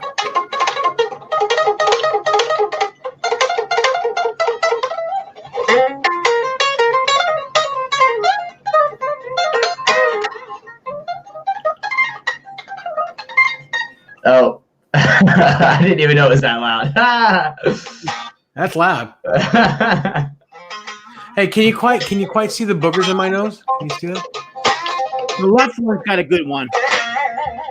Move closer. I can't see shit. Move close. Nah. That's all right. You still got it plugged in, right? I really don't want to play anymore because I really don't like this guy's right. Okay. It's almost 2:30 in the morning, and I'm probably talking too loud as it is. It's 2:22. Make a wish. It's 122. No, it's 2:22 here. 222. I will play one thing. Play it.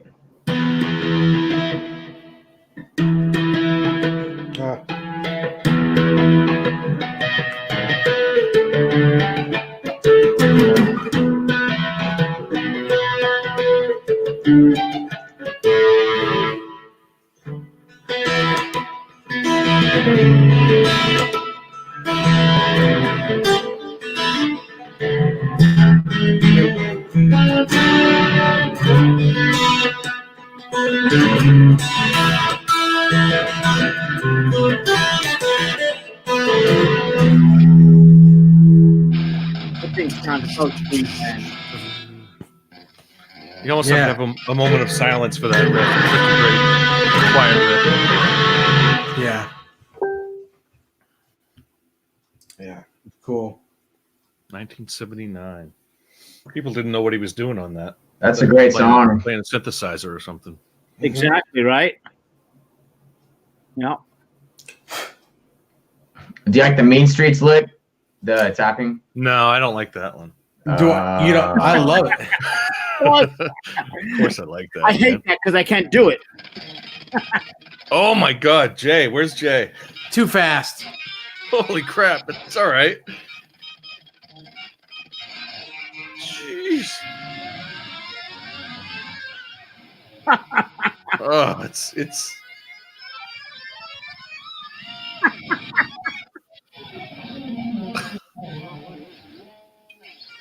obscene. Jeez. Yeah. Now that Paul's gone, where's Jay? We should get him in here. That was like at 78 speed. Jeez. No, he watches YouTube with the +2 speed. I'm on some. Actually, you know what I used to do with that? I had the live without a net version in my ears, and I was like, I want to be able to do that. And so every day I sped it up after I got it down. I sped it up, and I was like, okay. I was like, now I can really get this thing down. It's reverse logic. Let me play fast first and then slow it down. Man, that's just crazy. No. I had to slow it. I had to slow that fucker down, man. To learn it. Did you learn it like from YouTube, from slowing it down on YouTube, or? So I've watched the live without a net video like quite often to try to figure out exactly like how he was doing it, but like his thumb he's got a weird thumb, man, and like basically like I remember watching a video of this guy named Guthrie Govan, and he was like doing slap guitar, and he was like, you have to relax your hand to play stuff like that. So, like when I was trying, I was like really concentrating, and it was tense, and it did not sound good. And then, the more I started relaxing my hand, the better it got. And, the closer it sounded to like the real thing. It took a long time to get that thing down. I used to like, whenever I'd be at work, like at a stoplight, because I drive a lot for my job, I would literally go like this, like on my chest, just practicing it at work, to get the rhythm down. It's a hard lick. Cool. Yeah, that you guys are like, Josh is such a guitar nerd. Almost like a. You got to hear Jay play that. Jay plays it, and you would think it was the record. Yeah, Jay's pretty fucking good at it. He showed me on FaceTime like the other day. Yeah. So what guitar do you have on you right now, Mike? This is PRS? 2008 PRS Custom 24. The only thing I don't like about it, it's got the dots. It doesn't have the burden. Did you see my Porridge? It's all aesthetics, Michael. It's all good. No, oh yeah. I think it actually looks better like that. No problems with that. With dots. That's a beautiful guitar. Is that purple? Yes. That's beautiful. Yep. Yeah, I love this guitar. Is so versatile, man. Very nice. Is it a maple fretboard, or I didn't see it? Fretboard maple? No, get the. What is that? Rosewood? Ebony, rosewood. Looks like rosewood. Probably rosewood. Yeah. It's rosewood. Yep. And check it out. Real quick story. When I got this guitar, I went into Guitar Center, and this guy was having a sale. He was a PRS rep, and he was having a sale. He had all the guitars out and whatnot. And it's near the closing time, and I saw this guitar and I started playing it, and I'm like, I'll take it. And he's like, dude, I'm like, how's everything going today? He's like, dude, you even got to bought the damn guitars. That's the only one I bought. So he reaches in the back and goes, here, I'll give you this. And he gave me the plate with his signature on it. Oh, that's cool. Yeah, that was cool of him. Yeah. Plus, he gave me a couple of $100 off because I guess he was desperate. But yeah, the color on this guitar. It's bluish purple, though. It's kind of weird to hard to see it. I don't know. Is that their own kind of proprietary bridge? Is that their their PRS bridge? Yep. Yeah. Are you watching wrestling? It stays in tune. Am I? Yeah. Yeah. Oh, I don't watch it. You always have something interesting on there.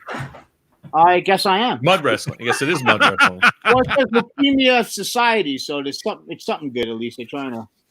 Now I got Wheel of Fortune. Wheel of Misfortune. Instead of the knife switch, this is the switch here. Five-way. Five-way rotary. Yep. No. Let me go grab another nugget. Nuggets. Yeah. Go get a nugget. Who's grabbing nuggets? Nuggets. Nugget. And here we go again. Big Dick Johnson.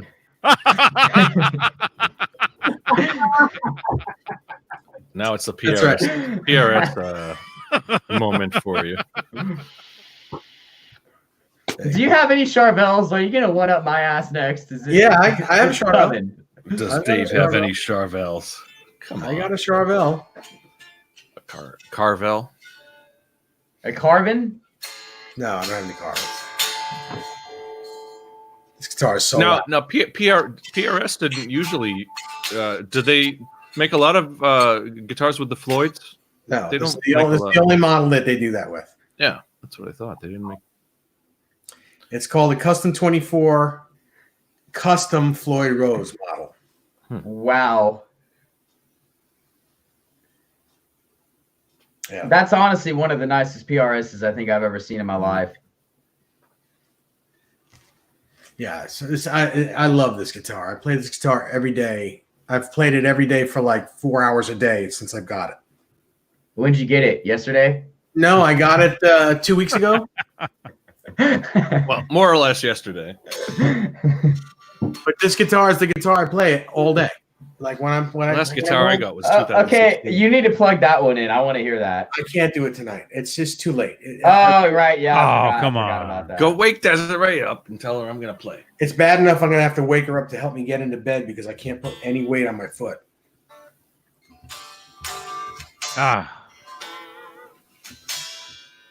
Yeah, this guitar is killing. Josh, if you want to do a FaceTime with me tomorrow or something, I'll plug it in. We can show you tomorrow. That thing, it looks so sick. It is. It had a temperature. I had to give it some antibiotics. Looks a little green. Yeah, it's turning green. So I'll show you my Charvel next, since you think that I'm a one-upper. Dave, did you? I mean, this is kind of off topic, but I think Let's just all pull them out and see which one's bigger. do That's why I have you a lot. have one of the Monsters of Rock guitars? Do I have what? Monsters of Rock guitar still? Do you have one of those still? No. Oh yeah, no, what happened to that one? That was not my guitar. I was selling it for somebody. Oh, okay. Do you have any of those left? No. You got like You had, 3 or 4 of them. like a whole bunch of those. Yeah, Well, he gave me yeah, a lot of guitars to sell for him, and I sold them all. that was actually a long time ago, though. It's 2 years ago. I don't Let's think I see ever the saw it, Charvel. but I know you talked about it. Let's see the nice Charvel. Okay. Get the nicest one you got. The only one I got. You only have one? Yep. Okay. Well, that's still the nicest one you got then. Ooh, gold. Very. Aren't you the one that told me you don't like gold hardware? This guitar it's too good to worry about gold on. Is that a one? Is it a? I know it's Josh, pine, right? He'll And tell is it you one piece thing, or- and the next day he'll tell you the exact opposite. What do you guys think in the chat? Who did it better? Dave, is that a one-piece body or? This is it's a 2-piece pine. This is Yeah, I know it was pine. Yeah. It's 160-year-old pine. This is black and gold Charvel. Blackwood.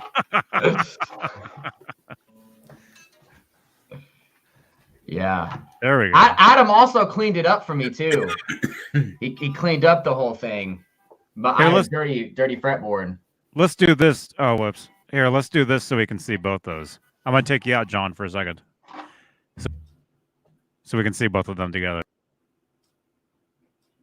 Dude, yours has that big Dick Johnson line going down the middle. I think you beat me on that.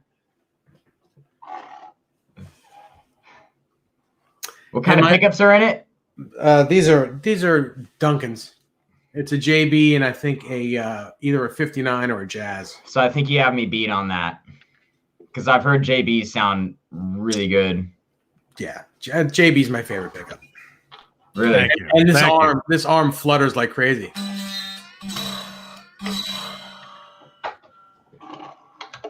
Dude, when you got a Charvel, you got to break out that one lick.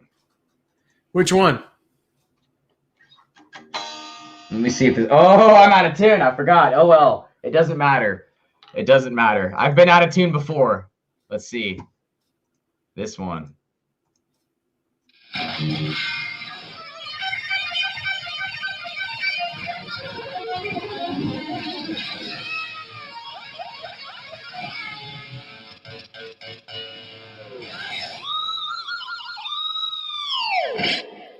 Nice. Your turn, Dave. No, can't do it. I would have to do that lick by tapping, and I have to relearn it. It's cool. I'm thinking yours is nicer. I think you won Big Dick Battle. But if you want to see, if you want to go black guitar with maple neck, I'm glad you said guitar. I want to go black cock with maple neck. Oh shit.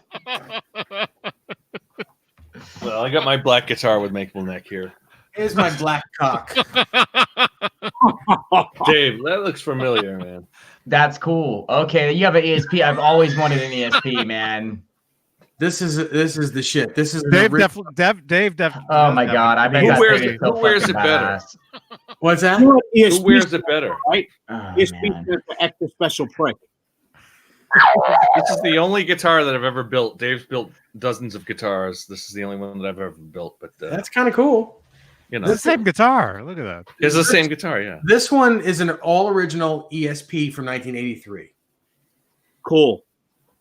Yeah, this was- So Not that old. When's that going on Reverb? Never.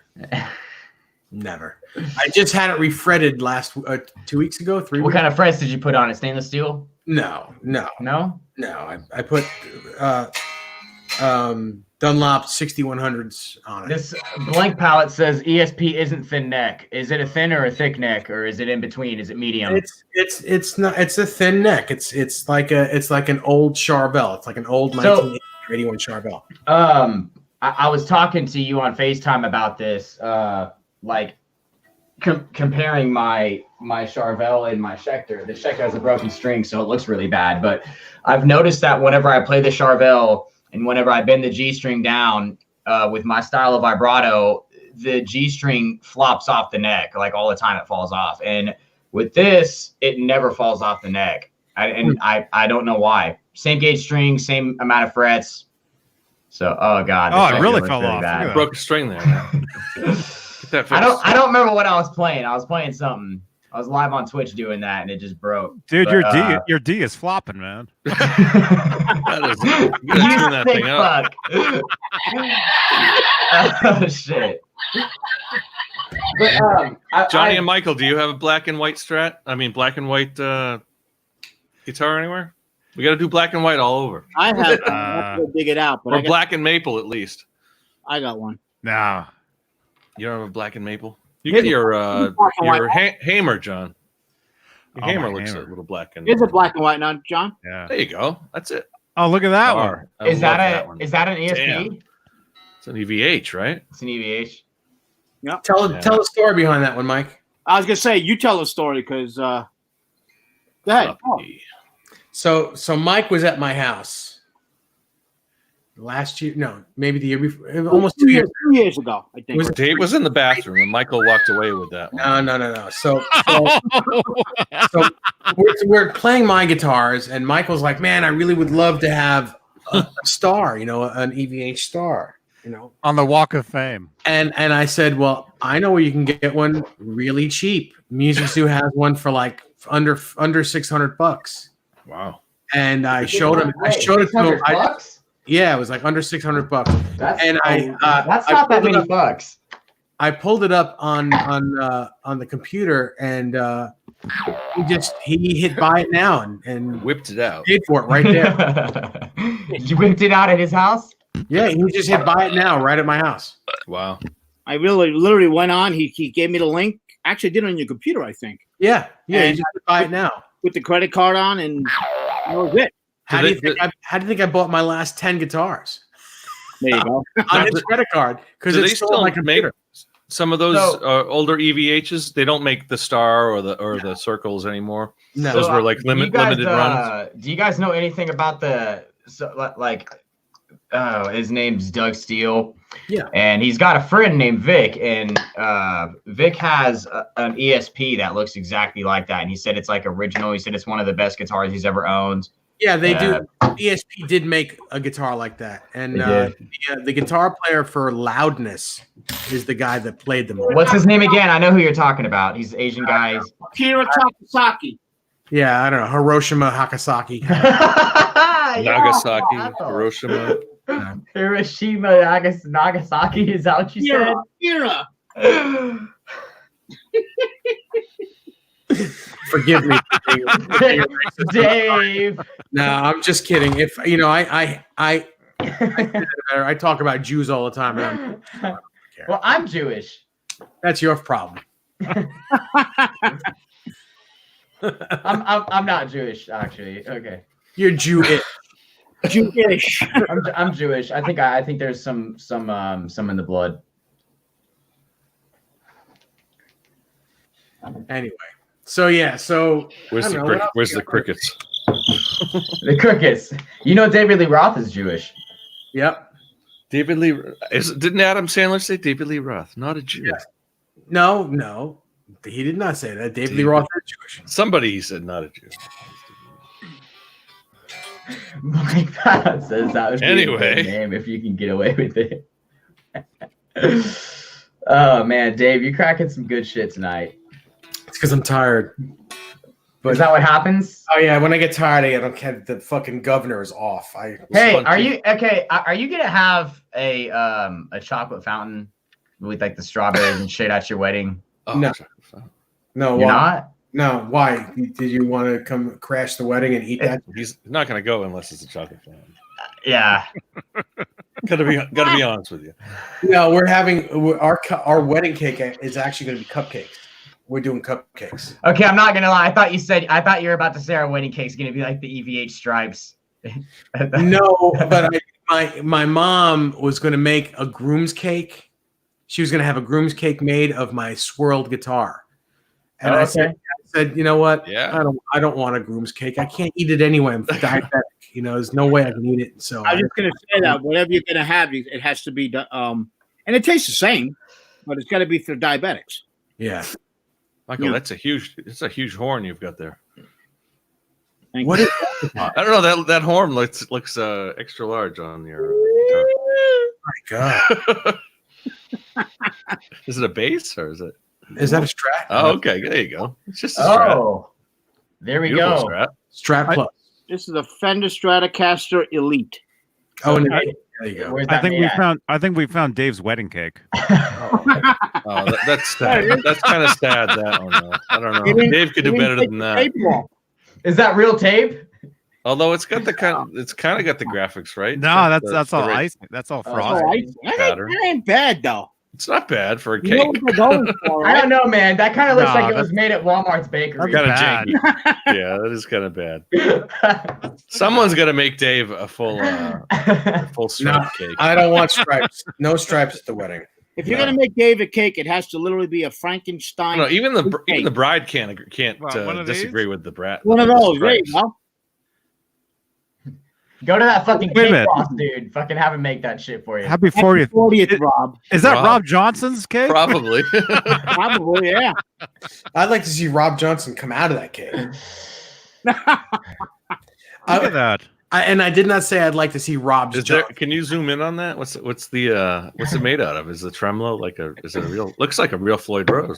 I don't know. I can't zoom in. Oh, That might be Those- Rob's cake. I'm not gonna lie, is that dude. really those a are cake? actually, It doesn't even look like a cake. those aren't even that bad. That's pretty good.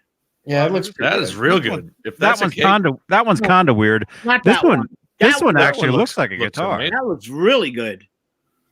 I don't know. It doesn't have the holes or the quarter or the reflectors.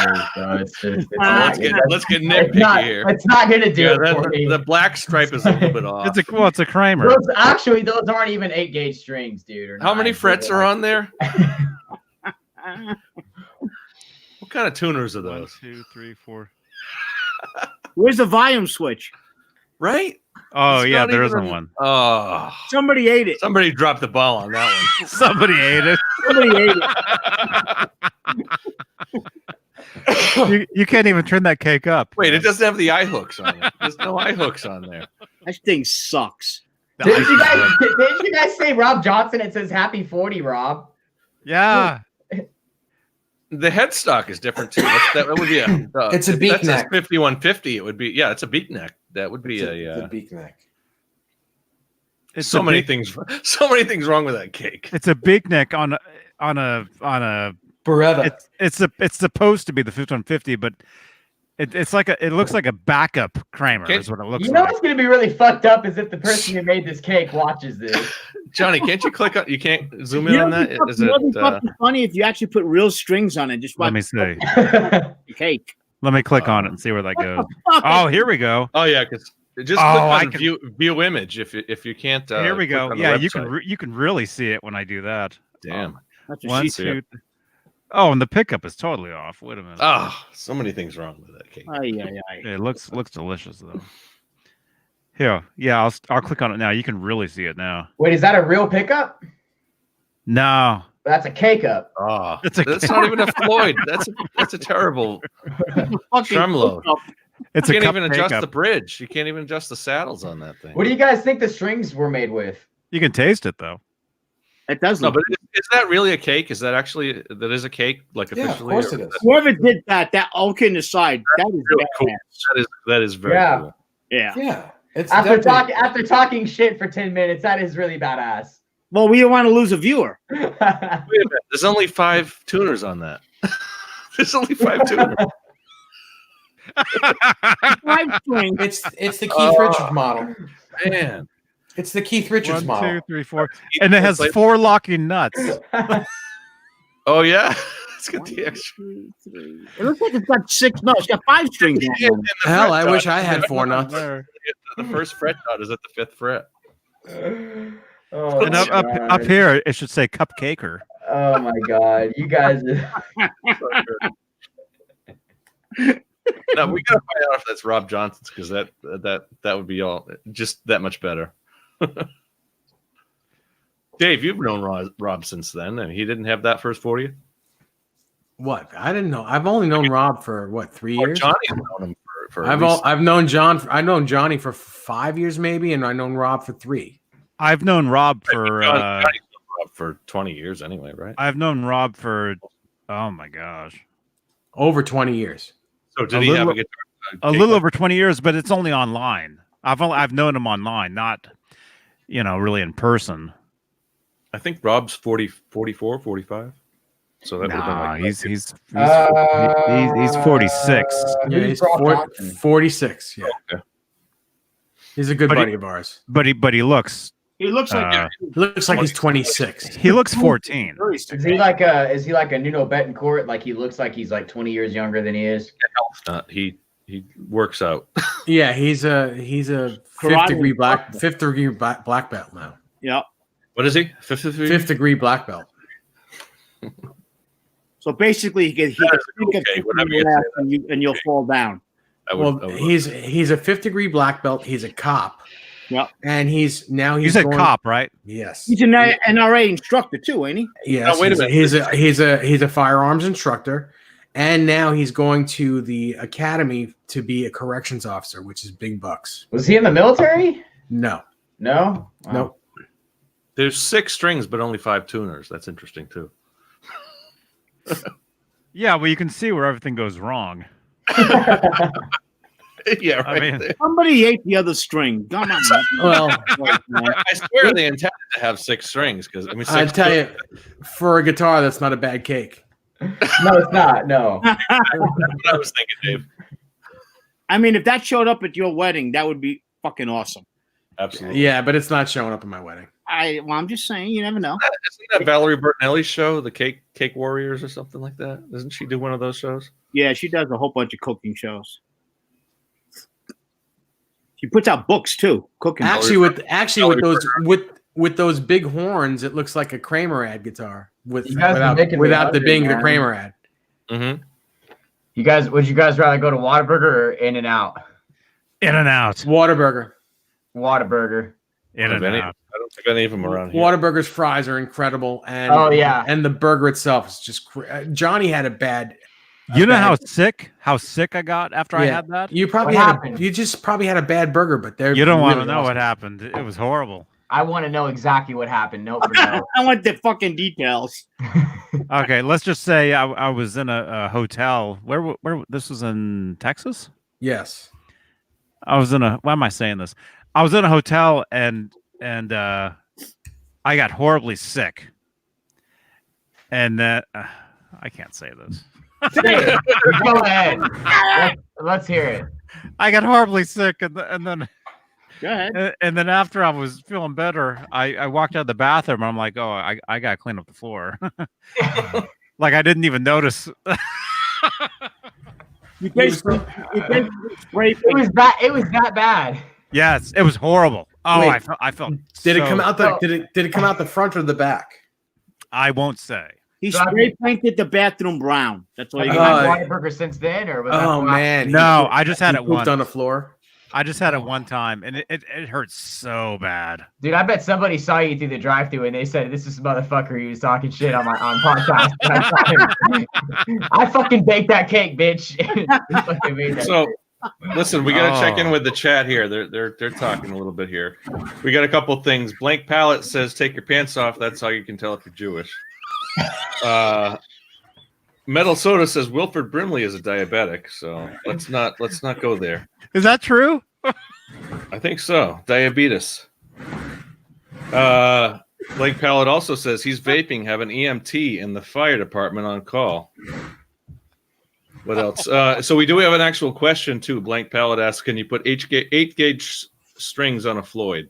Dave? You can I didn't put hear the any- question. I think you can put any gauge strings on a Floyd. Can you put 8-gauge strings on a Floyd? You can. Will it react the way that a guitar should? Probably not. You can't just replace an okay. 8-gauge with 9-gauge with 8-gauge. You'd have to have it fully set up. I would think, right? It depends. If the Floyd is floating, you'd have to have it reset up. But if it's against the body, no, it's probably not that big a Probably deal. not. Yeah. So, what are you saying, Dave? Are you saying that it's not gonna play as well with versus 9s or 10s? Well, 9s usually Floyd Roses they respond. The guitar responds best with 9-gauge strings. Dude. Okay, that's what I'm gonna do. Dude, that's my next video. I'm gonna put some 8s on one of those Floyds. But you have to fine tune them, right, Dave? Not if the bridge is on the deck like it is No, on if this it's guitar. floating. If it's floating, I'm saying. Yes, you have to. Yeah, because the tension's going to be different, so you have to reset it up. And what you're saying is that Floyds react best to 9s. Yes, Like floating Floyds or blocked? both. Both. Really? Yep. And how do you know that? Because I've tried every gauge of strings, and I played 10s and 11s for a long time. But on a Floyd Rose, they just don't react the same. They don't feel the same.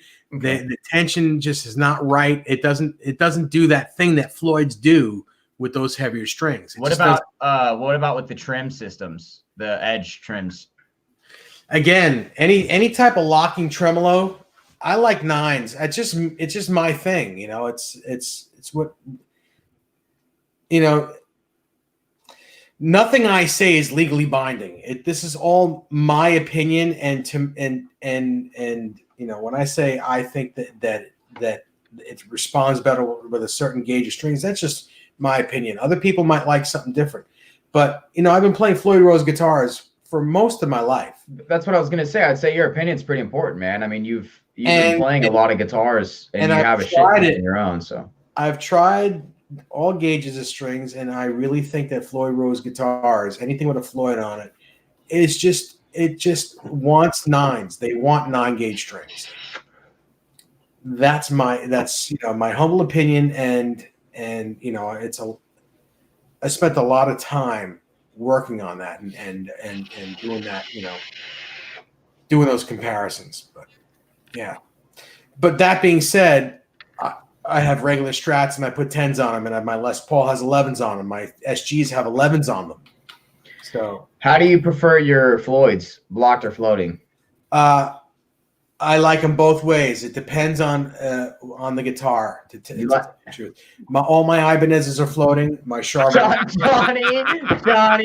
Johnny. Hey, you Couldn't you were resist. thinking that too. I saw that.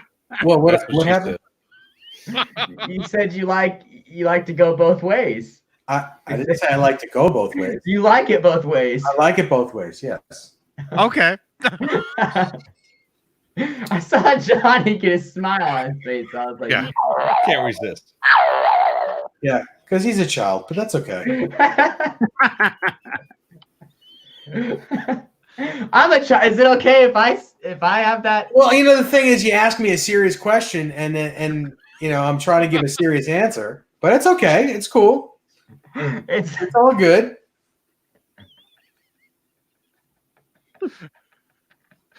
Not music there. Oh God. So would you ever float one of the EVH guitars if you could? Like if you ever just thought about it, you would never do that ever. No, because it's not it's just not.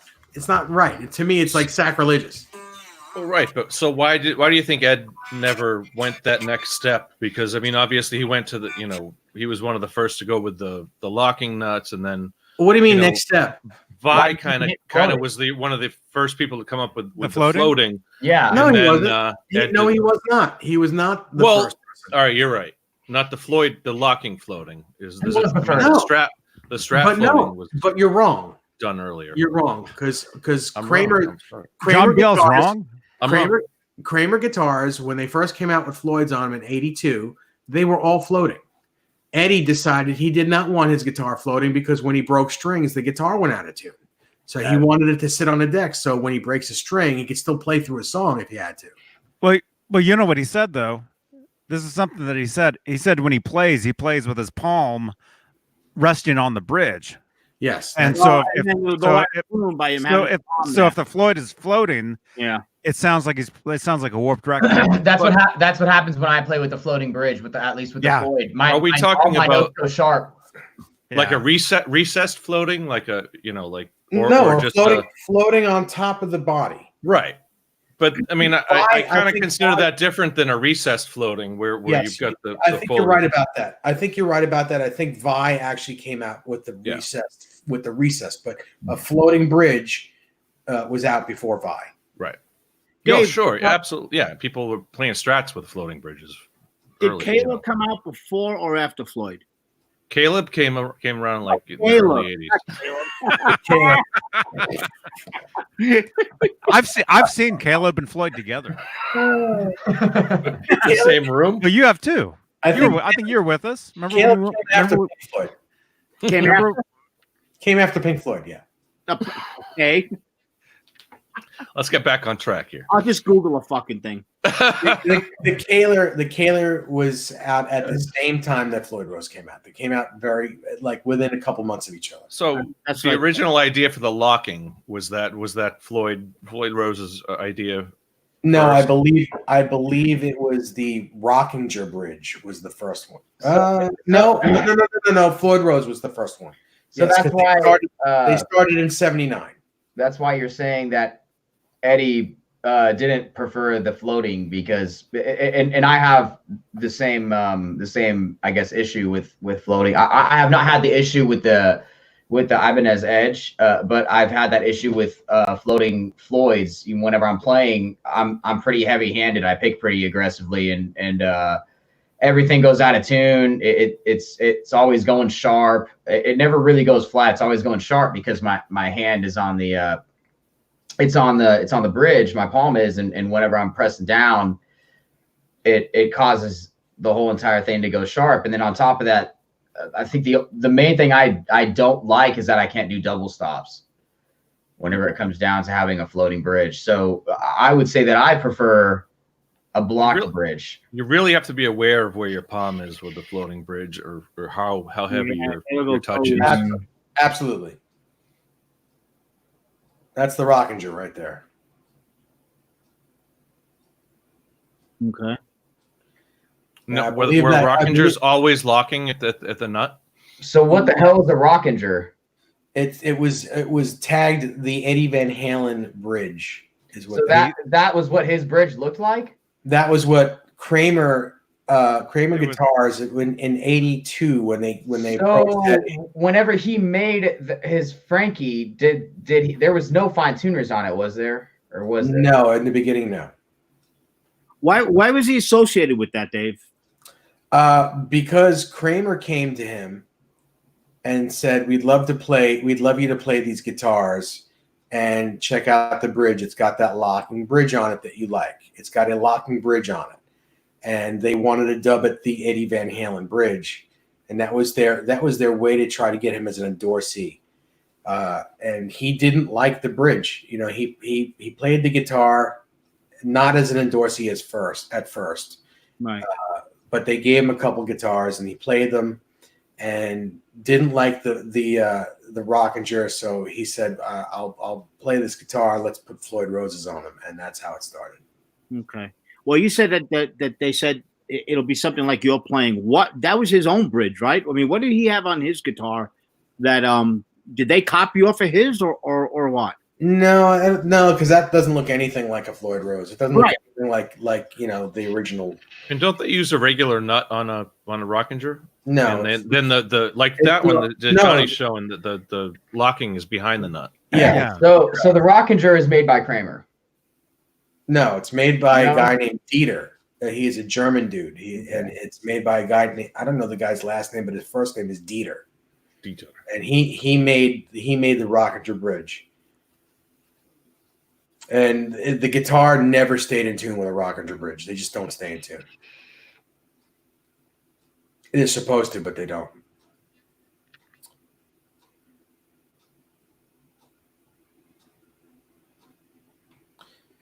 So Johnny is showing all this stuff. That looks like, what is that? I don't even know what that is. Oh, that's a Rockinger again.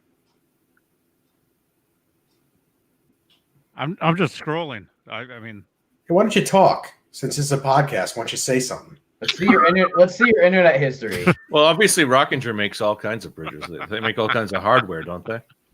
I don't know. I like this one. I like this P90. That's a fixed wraparound bridge. That's a soap bar. That's not a P90. Actually, is that a P90 or a soap bar? That's a peanut. It's a looks like a Gibson Les Paul Jr. with a what looks like to be a Paul Reed Smith. How do you know that without? That's crazy. How you know all this stuff? That is insane. Looks like a Les Paul Jr. Yeah, It's a Les Paul Jr. But looks like it has a Paul Reed Smith. It's a single coil. Single coil pickup. Yeah, Jake, with a humbucker profile. He's a guitar whisperer, man.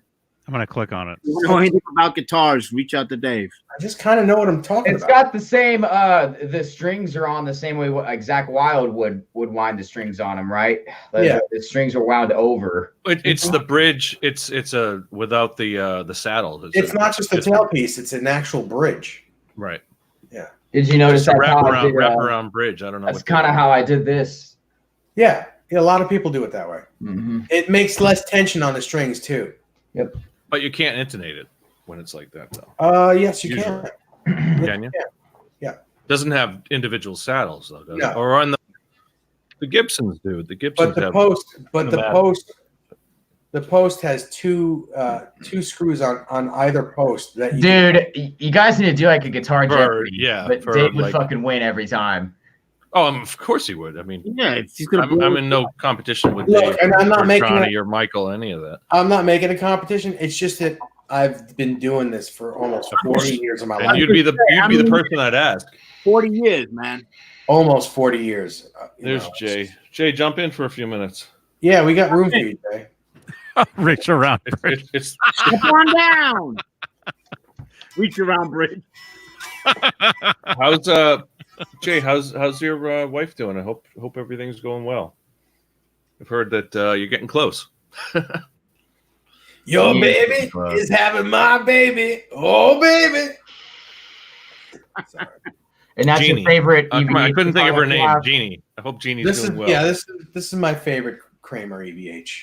This is my favorite one. If I ever came and visited you, would you let me play it? Sure, I'd let you play all my guitars.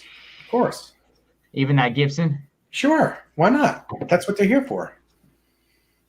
Even on the trampoline. No, that's forever. Jacob, dude, Jay's Okay, you know what I just noticed with that is there's one tuner on the bottom. Yes, this is Eddie Van Halen had broken the headstock on his 5150 in 1990, and it broke right. You see where the crack is on mine, right here. I think it was an 89. Was it any whatever? So it broke between the B and the E string. So he didn't want to get rid of the neck because it was his favorite neck. So he just drilled for another tuner here, and then subsequently, Music Man fixed the neck for him. So how does that neck feel? This is tits. This is amazing. Wow. Yeah. Well, everybody that plays this guitar says that this is their favorite guitar. Who made that neck for you, Dave? This is Musicraft. Okay. What pickup is in it? This is a JB, an old 80s JB. Justin Bieber? Okay. Johnny Beane. Okay. Johnny Blinn. John Glenn. Jay says getting real close, going to bed. I miss you all. So Jeannie's getting close. Good to hear. Hope everything goes well, and Yeah. What kind of a Good luck knock to you on guys. that? good luck to you guys. Keeping it I miss you, Jay. man. I miss Ellie. Looks like an MXR kind Yeah, of knob. Ellie. It is. I miss all of you guys. Is it true that they call it the JB after the Jeff Beck, or is that Yes. that's wrong? Yes. No, it's right. It is. And Michael, what are you asking me? And Vintage Sounds, yes, you can play all my guitars if you were here too. Well, let me show you this, Johnny. Take me off real quick. Yo, can you? Wait a minute. Can I what? I can't do that, man. Well, hold on a minute. No, you idiot. I can't show that on here. It's too big. Okay, hang on. Okay. All right. Oh, of course, you put me on. Well, you said you wanted to see. Oh, I want to see. Okay, whatever. I'll try it right now. Can you You're see- asking if I could see. Oh, wait. What are you going to show? Uh-oh. No. Oh, no. Hold on. Hold on a fucking minute. This. And What? A New York minute. Can you see Oh, that? that. Oh, it looks like I have to approve that. Okay. Here Okay. we go. What's Here wrong? we go. Here we go. I see it. I see it. Yes, on the vintage Kramer site. Yeah. Do any of you Have they, guys have they that updated that site anytime recently? I know They it's- have. And some of Eddie's newest guitars are on there. If you look at the Van Halen guitars. And you That see was there it says Eddie Van great Halen site. Pacer with the Rockinger. That's why I wanted to bring it up. Let me zoom in if I can. That's what I mean. Some of the photos on there were very low resolution. Yeah. But I think they have updated a lot of them. Well, I guess that's one of his with the Rockinger on it. Yeah, is that that's, just the multi-tape? Is that what that one's? that is Dave? what that is. Yes. Cool. That guitar was the purple Strat that Eddie played with Holsworth. Holsworth. Yes. And they didn't give him that. He actually bought that guitar for that show. Really? Yes. Okay. Did you have one of those, Dave, or Rob has one of those? Rob has one. I had one for a minute. I didn't really like it, so What model Kramer is that? that's a Kramer Pacer Imperial. Here's the instruction for it. Kramer, Edward Van Halen Tremolo, Rockinger. Wow, that's what I was thinking.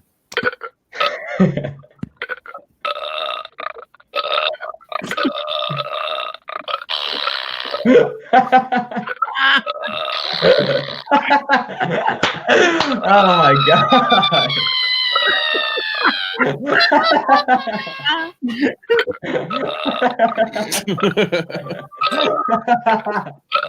How are you doing that?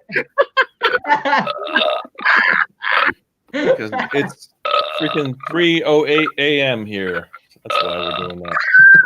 No, how are you doing that? Is that my burp? No. Oh, I thought that was my burp on the loop. I was like, oh, That's a sample. Yeah, that's your It's sample. close to it. That's why we're doing it. oh my god, that's fucking funny.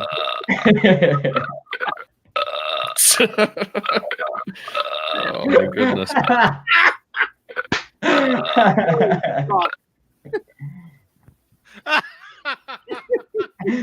Dave has had enough of our bullshit. He's like, man, you motherfuckers. I just at this time of night, I'm just so tired that's you know. I love you, Dave. I know you're pissed. I'm not pissed. You're not pissed. No, I don't get pissed at this shit. It's not my channel.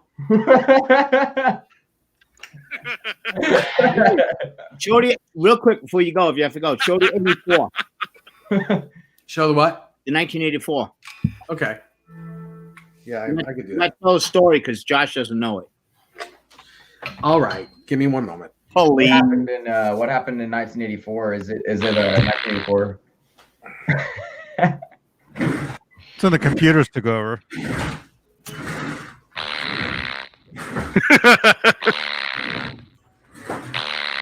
Getting loud. That's how he powers the chair over there. He's coming back.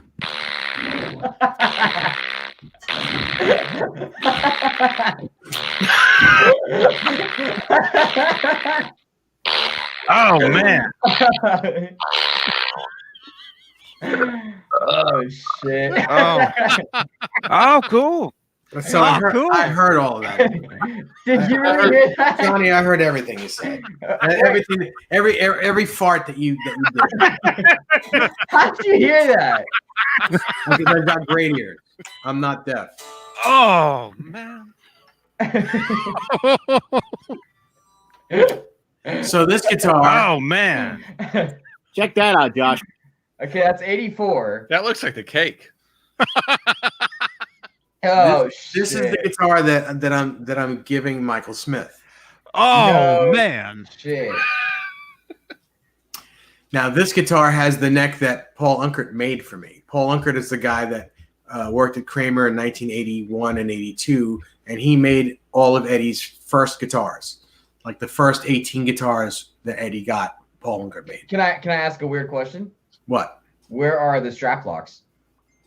In the back. Yeah. Right here. That's fucking crazy. Right there. So did Wow. he use the? Wait. Let me see the one near the arm of the guitar. Like, okay. Oh, okay. That's fuck. Okay, so why did he do that? Why did he do that differently? Because he broke the ones over here. He broke them. Mm-hmm. Wow. So that's the way it was on the 5150 guitar as well. He broke it in here from jumping and broke it off like it's broken in there. So he had to put it in the back.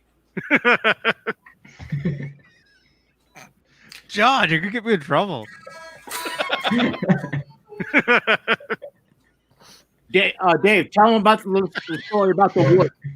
I think. So Listen to this. So Paul Unkert, Eddie wanted these headstocks like the old Gibson Explorers. Mm-hmm. Mm-hmm. And Paul, what he would do is he would take either a Strat head guitar or a beak neck guitar, and he'd cut it here, and he'd cut the beak part off. Which I'll show you here.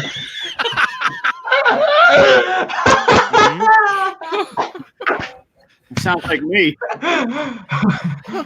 He would cut the edges off. This is what the guitar neck would start like. Oh, stop Yeah. Brian. He would cut both sides of the headstock off, and then he had his grandfather's bedpost that was made out of birch. No, not birch, walnut. It's made out of walnut. I have a few questions. And he would cut the headstock like that. Okay, so with that one, I noticed that.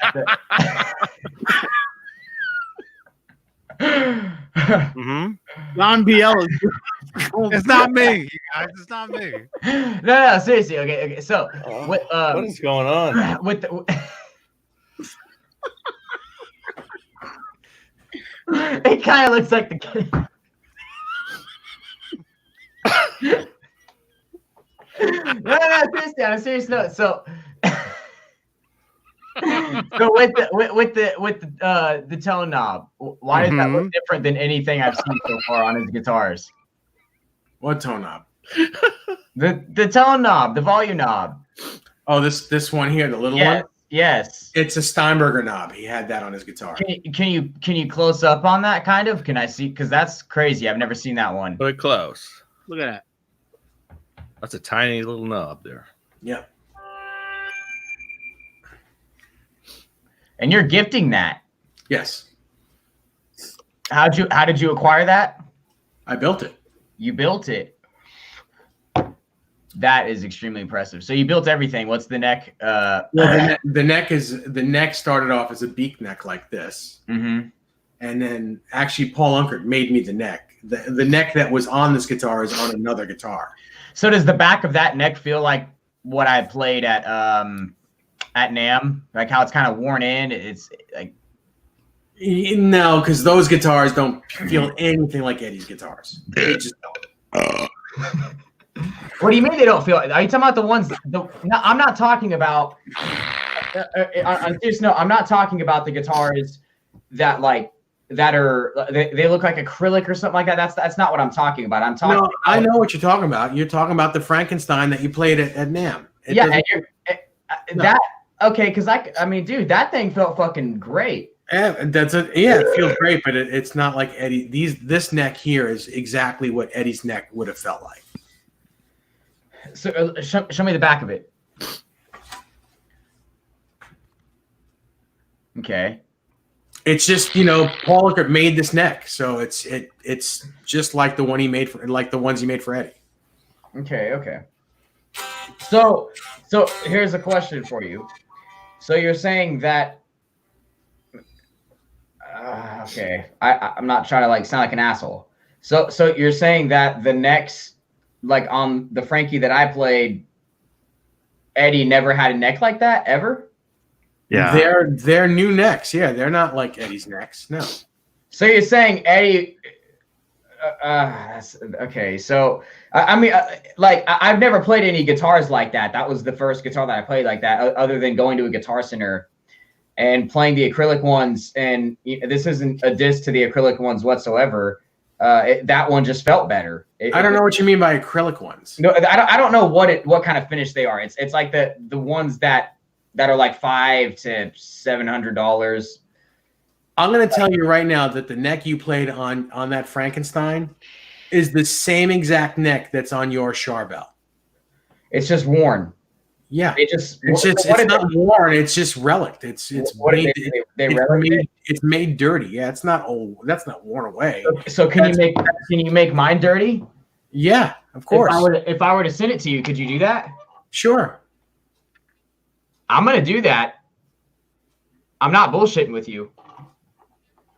Which guitar is that? That's the Charbel. I'm gonna send this to you, dude. I will send this to you if you do that to the neck. Sure. That can be done. Told you he's a guitar whisperer. And Dave, with that story with the thing, that's actually the piece of wood from his grandfather's bedpost. Yes. On that guitar. On this guitar, yeah. That is crazy, man. Plus, you might be able to see the old holes that were doweled for the old tuning pegs. I got to see if I can get that in here. Well, that same piece of wood was used for one of Ed's guitars, wasn't it? Yeah, for all of his guitars. Can you see the old holes that were doweled for the old tuning pegs? Can you see that in there? Not really. Yeah, no. Can't get. You got to get it. I got to get it in light somehow. It's tough to see. So but you can see them, right? You can see them, when you look at them. They had two screws in. Was it the two screws in the other ones, or just different placing or spacing? What? Where the old tuning peg holes, were they different placing for the screws, or did they have two screws instead? No, the whole tuning peg, where these came out. Okay.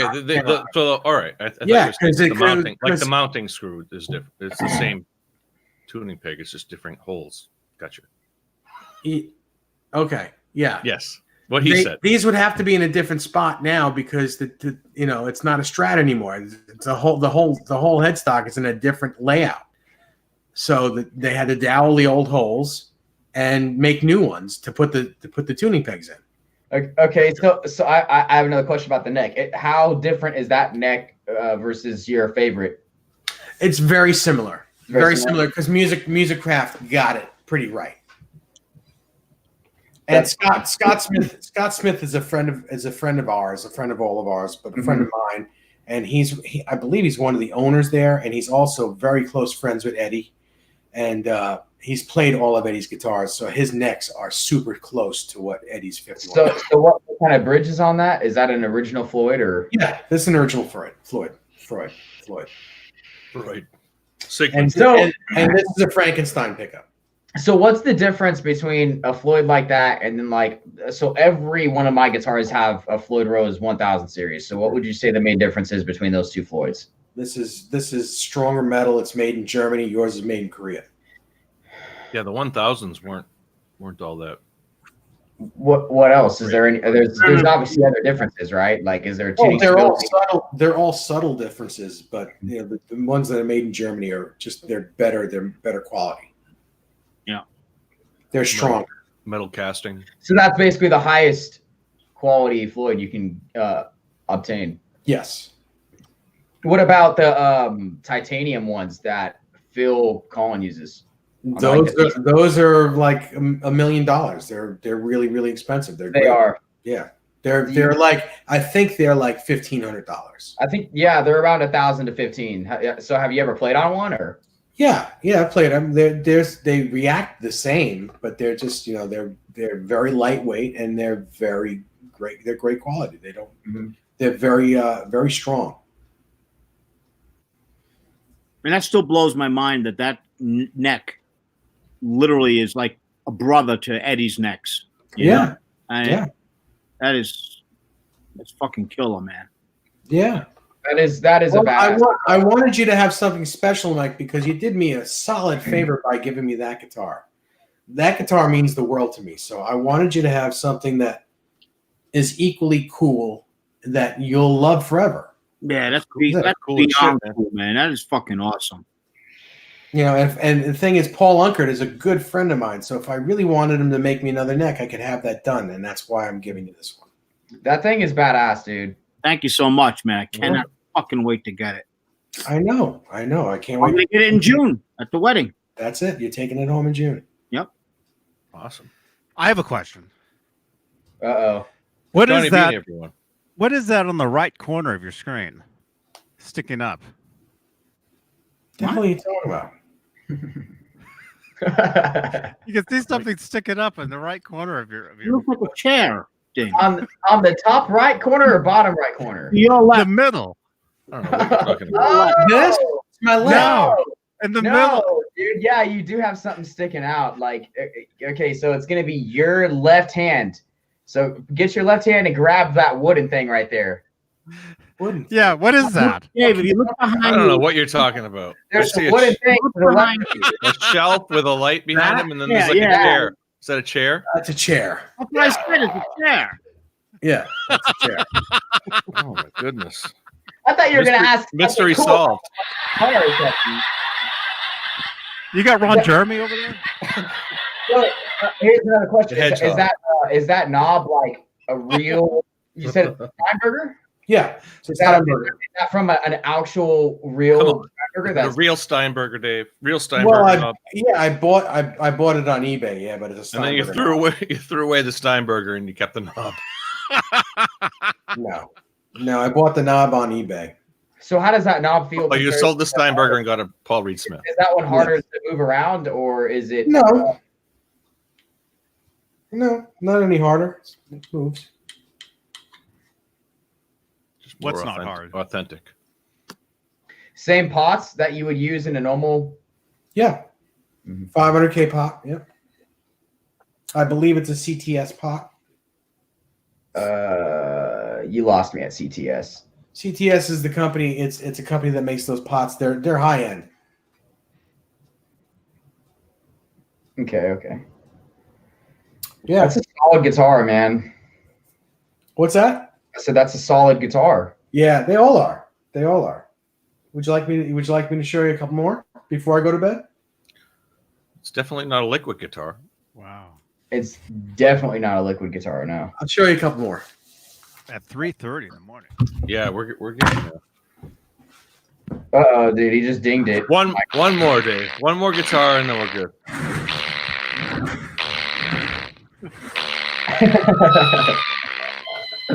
Hey, real quick, I got a friend of mine in here, Spencer Lindemann.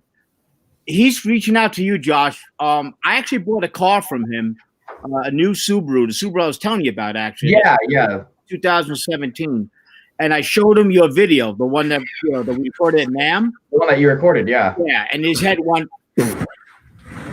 So he's following you now, and I just want to give a total shout out because he works for a place called Champ Subaru. In fact, hold on, got it over here. They're in Denver, okay, in the Denver area, I should say, and I have nothing but aces to say about this guy. There's a couple of hiccups like there is and everything else, and he's been on top of it since day one, and I can't be more happy to have met him. First of all, I consider him a friend now. I mean, we hit it off, and so and he might give you a free Subaru if you give him about 20,000. Oh, that's very funny. Dave, why is that funny? I don't know what you're talking about. No, I got a buddy of mine, Spenny. You see, saying insane, Josh. Yeah, he was taken aback by your playing, so now he's following you on all the platforms. So I saw him in the Well, Spencer, sometime I'll get your number and I'll drunk FaceTime you like I do to a lot of people when I'll play some guitar exclusively for you. I do that to a lot of people. I think I did that to, was it Dave or somebody? Yeah, he did it to me. It's fine. I get drunk and I want to talk about guitar, and then I call people and nobody answers. Well, I was up for 5 in the morning, 2 nights. Yeah. Well, it's my favorite thing in the world, man. I love talking about it. I'm not going to say it on here. What? I'll text you. Oh. You know exactly what I'm fucking talking about. You talking about something that I'm eating? Yes. Oh. Yeah, Spencer says, give me a drunken call. I'll get you guys hooked up. Yeah, hell yeah. Sounds like a great guy. Yeah, he is. He really is, man. So if anybody wants a Subaru out here, go to them. I think Dave's a great guy. Dave's awesome. Thank you. Fucking So awesome. We all are here. We're all great guys. Yeah, we're all doing one thing we all love: passionate talk about guitars, man. Mm-hmm. That's what it's about. And a little of this. Really? You know. Oh man, Dave, you look like my friends used to be really fucking sarcastic when I was in high school, and I'd be trying to talk about some serious shit, and they would just make stupid ass jokes, and I'd get pissed as really fuck. Yeah. I'd be trying to be serious, and I can't be serious with them, and I feel like in Dave's head right now, he's like, I can't be serious with these motherfuckers right now. They're just left and right. It's late at night. I'm tired. You guys are, it's not as late at where you are. So you're just rolling, and you're also. Well, I'm a night owl. And I'm going to be 50 in April. So I'm an old man. I'm just an old man. I'm an old crotchety man. At 3 o'clock in the morning. What are you doing for your 50th birthday? When's your birthday? April what? April 19th. I April thought you were 19th. going to be 60. April 19th. I'm April 19th. I have a gig on the 20th. We're opening up for Texas Hippie Coalition. Oh, I know that. Oh, really? Mm-hmm. We've opened up for a lot of people in the cover band, man. We've opened up for we like last year. We were the very first band to play Rocklahoma, and we technically opened up for Slaughter, but there were 2 other bands after us. One was I believe another cover band, and the other one was a Kiss tribute band called Strutter. And then Slaughter went on, and I think we've opened up for LA Guns. I think we've opened up for them one time. Lita Ford. Who else have we opened up for? Jack White, but it was what's his name? Jack Russell. Mm-hmm. It was Jack Russell's Great White, and then there's one other person we opened up for. So I can't remember who that other artist was. Oh, Lynch Mob. We opened up for Lynch Mob. I don't think George got to hear me play. I had to work that day, and I got there at around like 3 or 4 p.m. and for sound check, and like he did his sound check, and then he had to go to the emergency room because something was going on with his wrist. He played with like some sort of a cast on his wrist the whole night.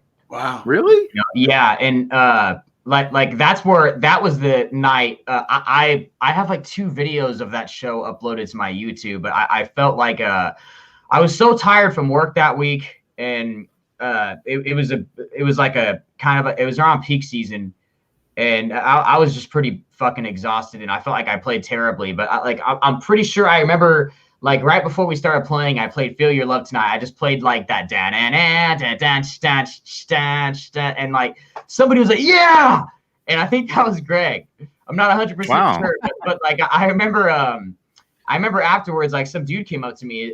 His name was Brett. And he came up to me and he's like, "Hey man," he's like, "You want to meet a guy who wrote a book on Van Halen?" And I was like, "What the fuck?" I was like, "Absolutely." You know, this was in between bands, and I ended up just literally. It probably sounds terrible, but I went in it's like 3 bars connected. Greg doesn't drink, but he hung out with me in the other bar so we could talk because it was loud as hell when Lynch Mob was playing. So literally we like. We're just talking about Van Halen for like the next 4 hours, man. and like some chick came up to me and she's like, she's like, "Eddie's wondering where you're at." And I'm like, Wow. I'm like, "Oh no." I'm like, because I was talking to Greg, you know, I was like, okay. So I went in there and watched like the last, I think 3 songs he did. It was still cool. It was really cool to meet Greg that night. That's awesome. I'd like to meet Greg, man. Friendship now, man.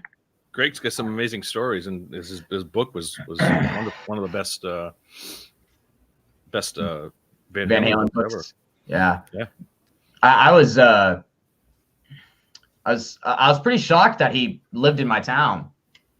To be honest, I had no idea that somebody like that lived here. A lot of people live in Tulsa that I wouldn't have imagined. You know, there's a lot of talent in the city. But yeah, that was my meeting Greg story. Met Greg that night. Just talked to him literally all night about it. He's a cool dude, man. He is cool. He's definitely one of the best people I've ever met in my life. Along with you, Michael. Thank you, brother. I feel the same way, man. You guys are the best. Yeah, man. I remember when I met Michael, I didn't like, so I like Greg always like puts me in these like messages in Twitter and Facebook and like introduces me to these new people. And I'm grateful for that. And I think he put me in one with Caleb, and I didn't put the 2 and 2 together when I had originally met Caleb. So I think you guys already knew who I was. And I was like thinking in my head, I was like, "Oh fuck, I don't know who these guys are." And I felt terrible. And like afterwards, we started talking. I think we went in the balcony of NAMM and just talked for like 30 straight minutes. Me and Pat. Yeah, Pat, yeah. No. We talked for like 40 minutes out there. It's beautiful out there, man. Oh, yeah. It's beautiful in that area. I don't know what Johnny was doing. Yeah. What were you doing, Johnny? I felt like Johnny didn't like me at first because I was like I was trying to talk to him and he was just like really He's quiet. very quiet, dude. He was like really quiet. I was like, "This motherfucker hates my ass," and I didn't even know what to him yet. Johnny, anybody that knows him, he is completely 180. When you with him off the air like this to his persona here, nothing like that in real life. You know? I don't know. Yeah, no, I gotta pry words out That of you. wasn't me. I didn't say that. I felt like I had to pry some words out of you too, man. I was like, "Oh man, does he not like me? What's going on? What did I say to piss his ass off?" I do. I was thinking. Oh, See?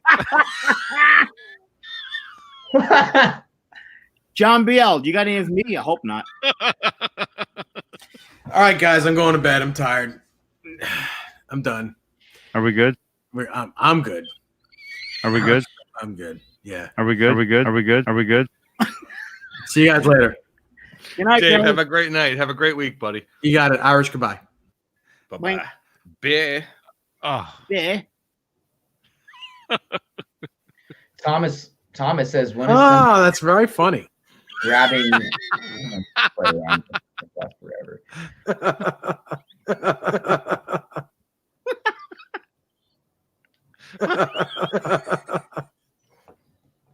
All right. How are we doing tonight? Are we good? that's the laugh I hear in my dreams, my nightmares. That's what I hear. Thomas says, Mike, we talked about it in my chat the other day. I think Yeah, I he's just talking told him. Now I know who he is. I couldn't put one and one together. Now I know exactly who he is. Acid. Squeeze your balls when you're watching us. Oh, thank you, Dave. Thomas is good too, man. Thomas has helped me out a lot. He helped me purchase the other day. He helped me get it's like a cloud drive system, because I don't have a drive system. So I have all these songs that I've written, and I got a virus on my computer like 5-6 months ago doing something I shouldn't have been doing. And no, it was not watching porn. It was some stupid shit. It was some crummy shit that I shouldn't have been doing. And I got a virus the first time I tried to do it. Oh, bear share, huh?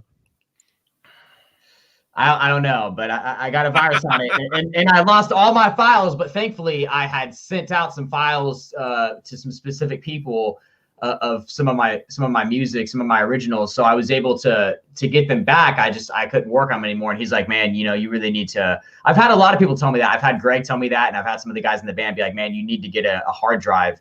Man. So he introduced me that hard drive. I told you that the other night. You got to Yeah. everything down. Yeah. I went ahead and pulled the trigger on that, and then he also helped me. Like, I've had this huge Wi-Fi problem, and he pulled some fucking Matrix bullshit. Like he was like, all right, he was like, let's see what's going on with your Wi-Fi router, and like it was like the most simple problem, and we've had shit connection in our Wi-Fi for wireless for our phones forever. Now it's just that. Yeah, because Thomas helped me out with that. Awesome. He's a tech whiz. Awesome. It's always easy when you know the answer, right? Is it? Well, yeah. I mean, he knows what he's doing. He definitely good? does. Are we good?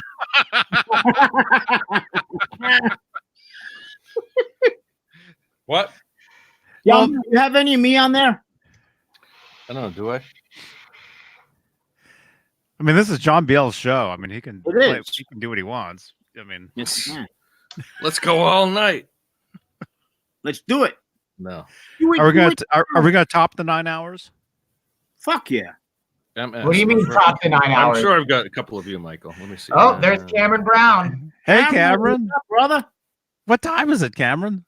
Oh It's my probably God. like 8 or 9 in the morning over where he's at. Got to have Killa here somewhere. He says the answer is whatever my wife I said. don't know if I do. I guess I don't have any of yours, Michael. All right, cool, good. No, it goes from JH to MNP, Neanderthal.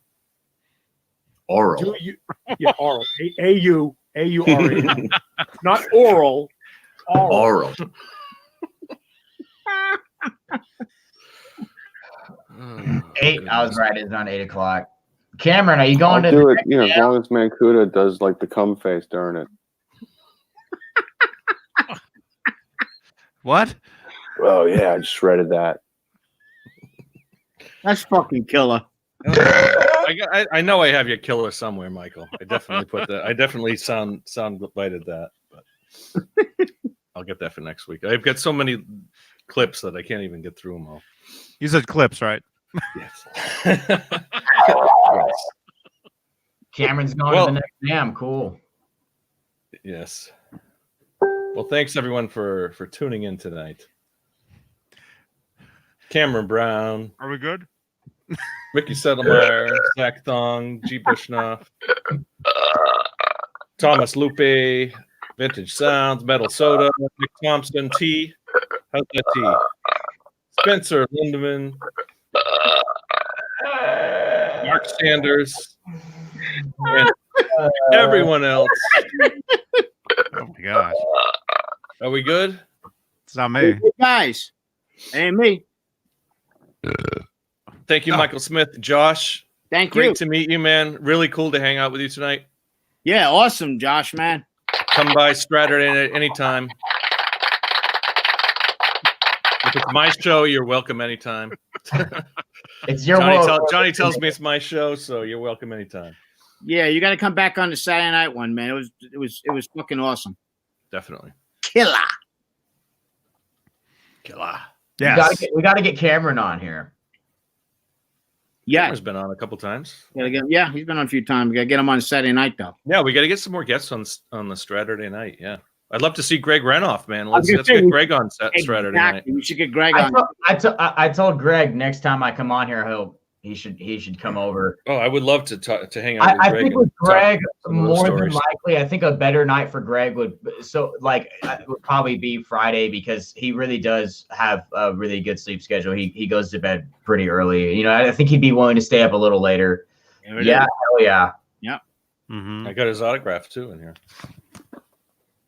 Somewhere there. Cool. Awesome. Yeah, Greg's been on here. I mean, it was a few years ago. Yeah, but now he's Greg- got the new. Greg was on. He's Yeah. got the new thing cooking up now, so it'd be good to get him on. Yeah, He's got great the writer, man. book coming out. Yep.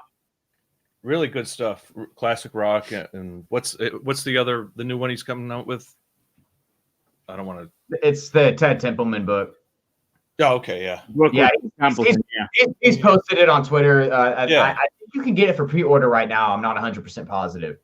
Even the story that he was a guitar player about the Eat 'em and Smile band, that was a really cool write-up that he did on that. He's got some awesome. Oh yeah, I saw that.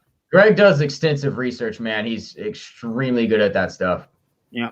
And anybody that doesn't have the Van Halen Rising, you've got yourself a favor, man. Get it. Great. And you can even hear, I think the audio's on. It's on YouTube, I think. But I had the audio from Amazon. Get the real thing. Yeah. And I have the book too. I bought both of them. Greg Renoff, there you go. Yep, there you go. That's it. There you go. Oh, where's mine? How a Southern California backyard party band saved heavy metal. Man, people gave me so much crap for this. Oh, heavy metal. You're a heavy metal fan? And it's like, that's the only thing. The only issue I have with this is that it's called heavy metal. I don't know that it's really. You tell them to go fuck off? No. Well, pretty much, yeah. Yeah.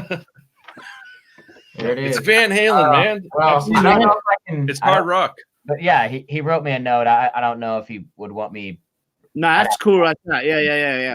Yep. Yeah, don't show that unless he let you know. Yeah. Awesome. Yeah. Buy the book, guys. Yeah, right. buy that book, man. I'm telling you, if you're any type of, even if you're a casual fan of Van Halen, which I know nobody Yeah, on. just a classic rock fan. I mean, there's classic so much. rock. Yeah. It's the rise of one of the most prominent bands of what? classic rock. So in depth, the way he writes it, Yeah. you feel like you're actually there. I mean, it's pre 79. He's got pretty much. It's got pictures, guys. There you But go. it's the earliest years, the backyard parties, all of it. But That's the stuff I want to talk to him about. You feel like you're with them. Literally, you feel like you're there when he's telling the story. How they from nothing to backyard to the And big. he's got the real life testimonials from the people who were actually there, as well as his stories. Yep. So, Like Josh, absolutely. a lot of research went into that, and it shows. Yeah, he worked his ass off on the thing. He's been busting his ass on the Templeman book too. He's gonna be. Johnny, are you gonna be there? He's doing like a book signing on April 21st in LA. Caleb's gonna be there. Oh man. Oh, that'd be cool to be there. I'll pay. Man. Is that, you almost said it. What are you gonna say? I was gonna say I'll pay for Almost there. I'll pay for your ticket. I already, really? I already got I'm there. that cornered at Hasbro's wedding. I would go to his wedding. Cool. Oh, cool. gee, off. It's gonna be a blast. We'll end on that. We're not going to talk about that. I hope he comes to Denver for a signing. Let's end on a happy note. He might. No. I don't know. I just know that he's going to LA. And I know Caleb will be there. And like I said, Caleb and him are the same exact person. Yeah, they're Very doppelgangers, right? What is that? What he called the? Yeah, the same Caleb, doppelganger? dude, they talk the same too. It's crazy. Well, they're both. I thought I was LA with pretty Greg. much. I thought I was with Greg whenever I was hanging out with Caleb. Oh, they're both awesome dudes. I thought that because I told Caleb that and he got really quiet. I was like, man, you know, you remind me of Greg, you know, just the whole persona, the personality. And he got kind of quiet, just looked at me, and I was like, shit, did I piss him off? Like, fuck, man, I need to fucking. Caleb's an awesome dude. I was wearing my Nerd Halen Yeah. shirt earlier today. Caleb's cool as shit. I need a Nerd Halen tee. I need to hit him up on that. Need to go buy one. Yeah, he's got the website store. That's where I got mine from. He does. I think I looked at that. I don't think I can look at it right now though. I got a sweatshirt and a t-shirt. Johnny, you're starting to sport the Mancuda scarf, huh? Well, I mean, I was doing the scarf a long time ago, but yeah, I got mine. It was cold. It was cold in here. So. Well, awesome night as always. Thanks for having me on, John. You wear it well. I have one last question. How'd you do the Yes, burp thing? good night tonight. Absolutely. How are you doing that? Here's our secret. You It's a have little machine. We all have the same sound. We all have them. Yeah. Where'd you guys get that from? Amazon. So I got Target. How much was that? Target. Like 13 it's like bucks 10 at bucks. Target. Yeah. I bet I can download a free app on my phone right now. Oh, I have one on my phone. I got like 100 of these things. Oh. That Yeah, shit's you fun. can probably get the app. I wonder if Sound Machine actually has an app. It's I right bet they here, do. 100 sounds. It's called. And I could do like. Well, you got to get the DJ sound clips here. Alien Invasion. Hold on. Whoop. Hit the wrong button.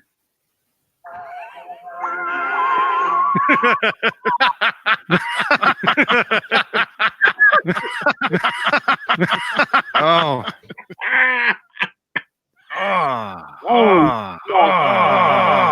Oh, man. Oh, cool. Oh, cool. Sounds like a fucking porno. John, how did you get that tape? Oh my god.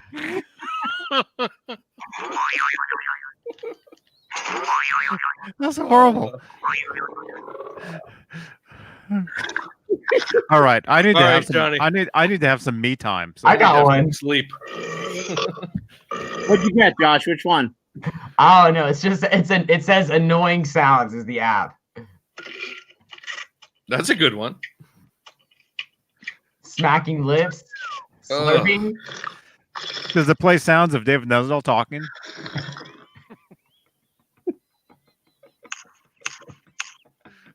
Very cool. Oh my Very god. cool. Very cool. That's real bitching, actually. That's real bitching, actually.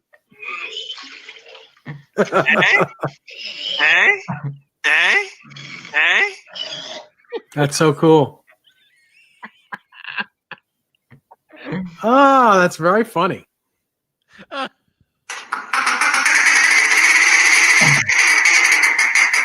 That one's fucking annoying, whatever the fuck that one is. Old metal, dude. Come on, give me a break. What the hell? I'm sure Dave's offended by all that.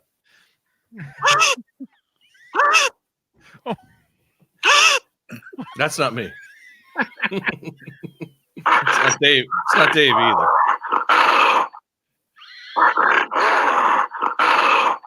Is that Dave?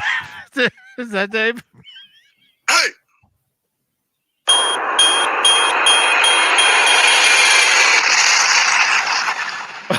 What is that? The missile. Oh, that's very funny. Squeeze your balls when you're watching us. Helicopter. Yeah, there's over 100 fucking things in this. Yeah, it's done. Good night, everybody. Johnny, that's your cue. Thank you, everyone. Have a great week. Later. Thank you, Josh, Michael, and Johnny, and me. Thank me very much. Been a good night. Good night. Johnny Beane Television. Subscribe. Later, guys. Good night, Periscope.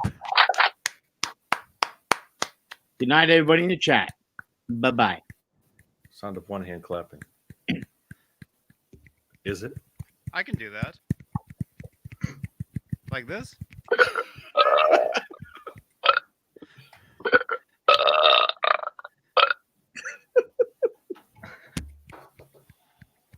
That's there it, you right? go. One hand clapping. That's one hand clapping. Exactly. I don't know what the big deal is. I mean, that's not difficult.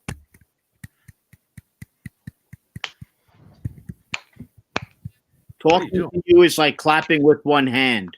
Don't do that. Look at this. I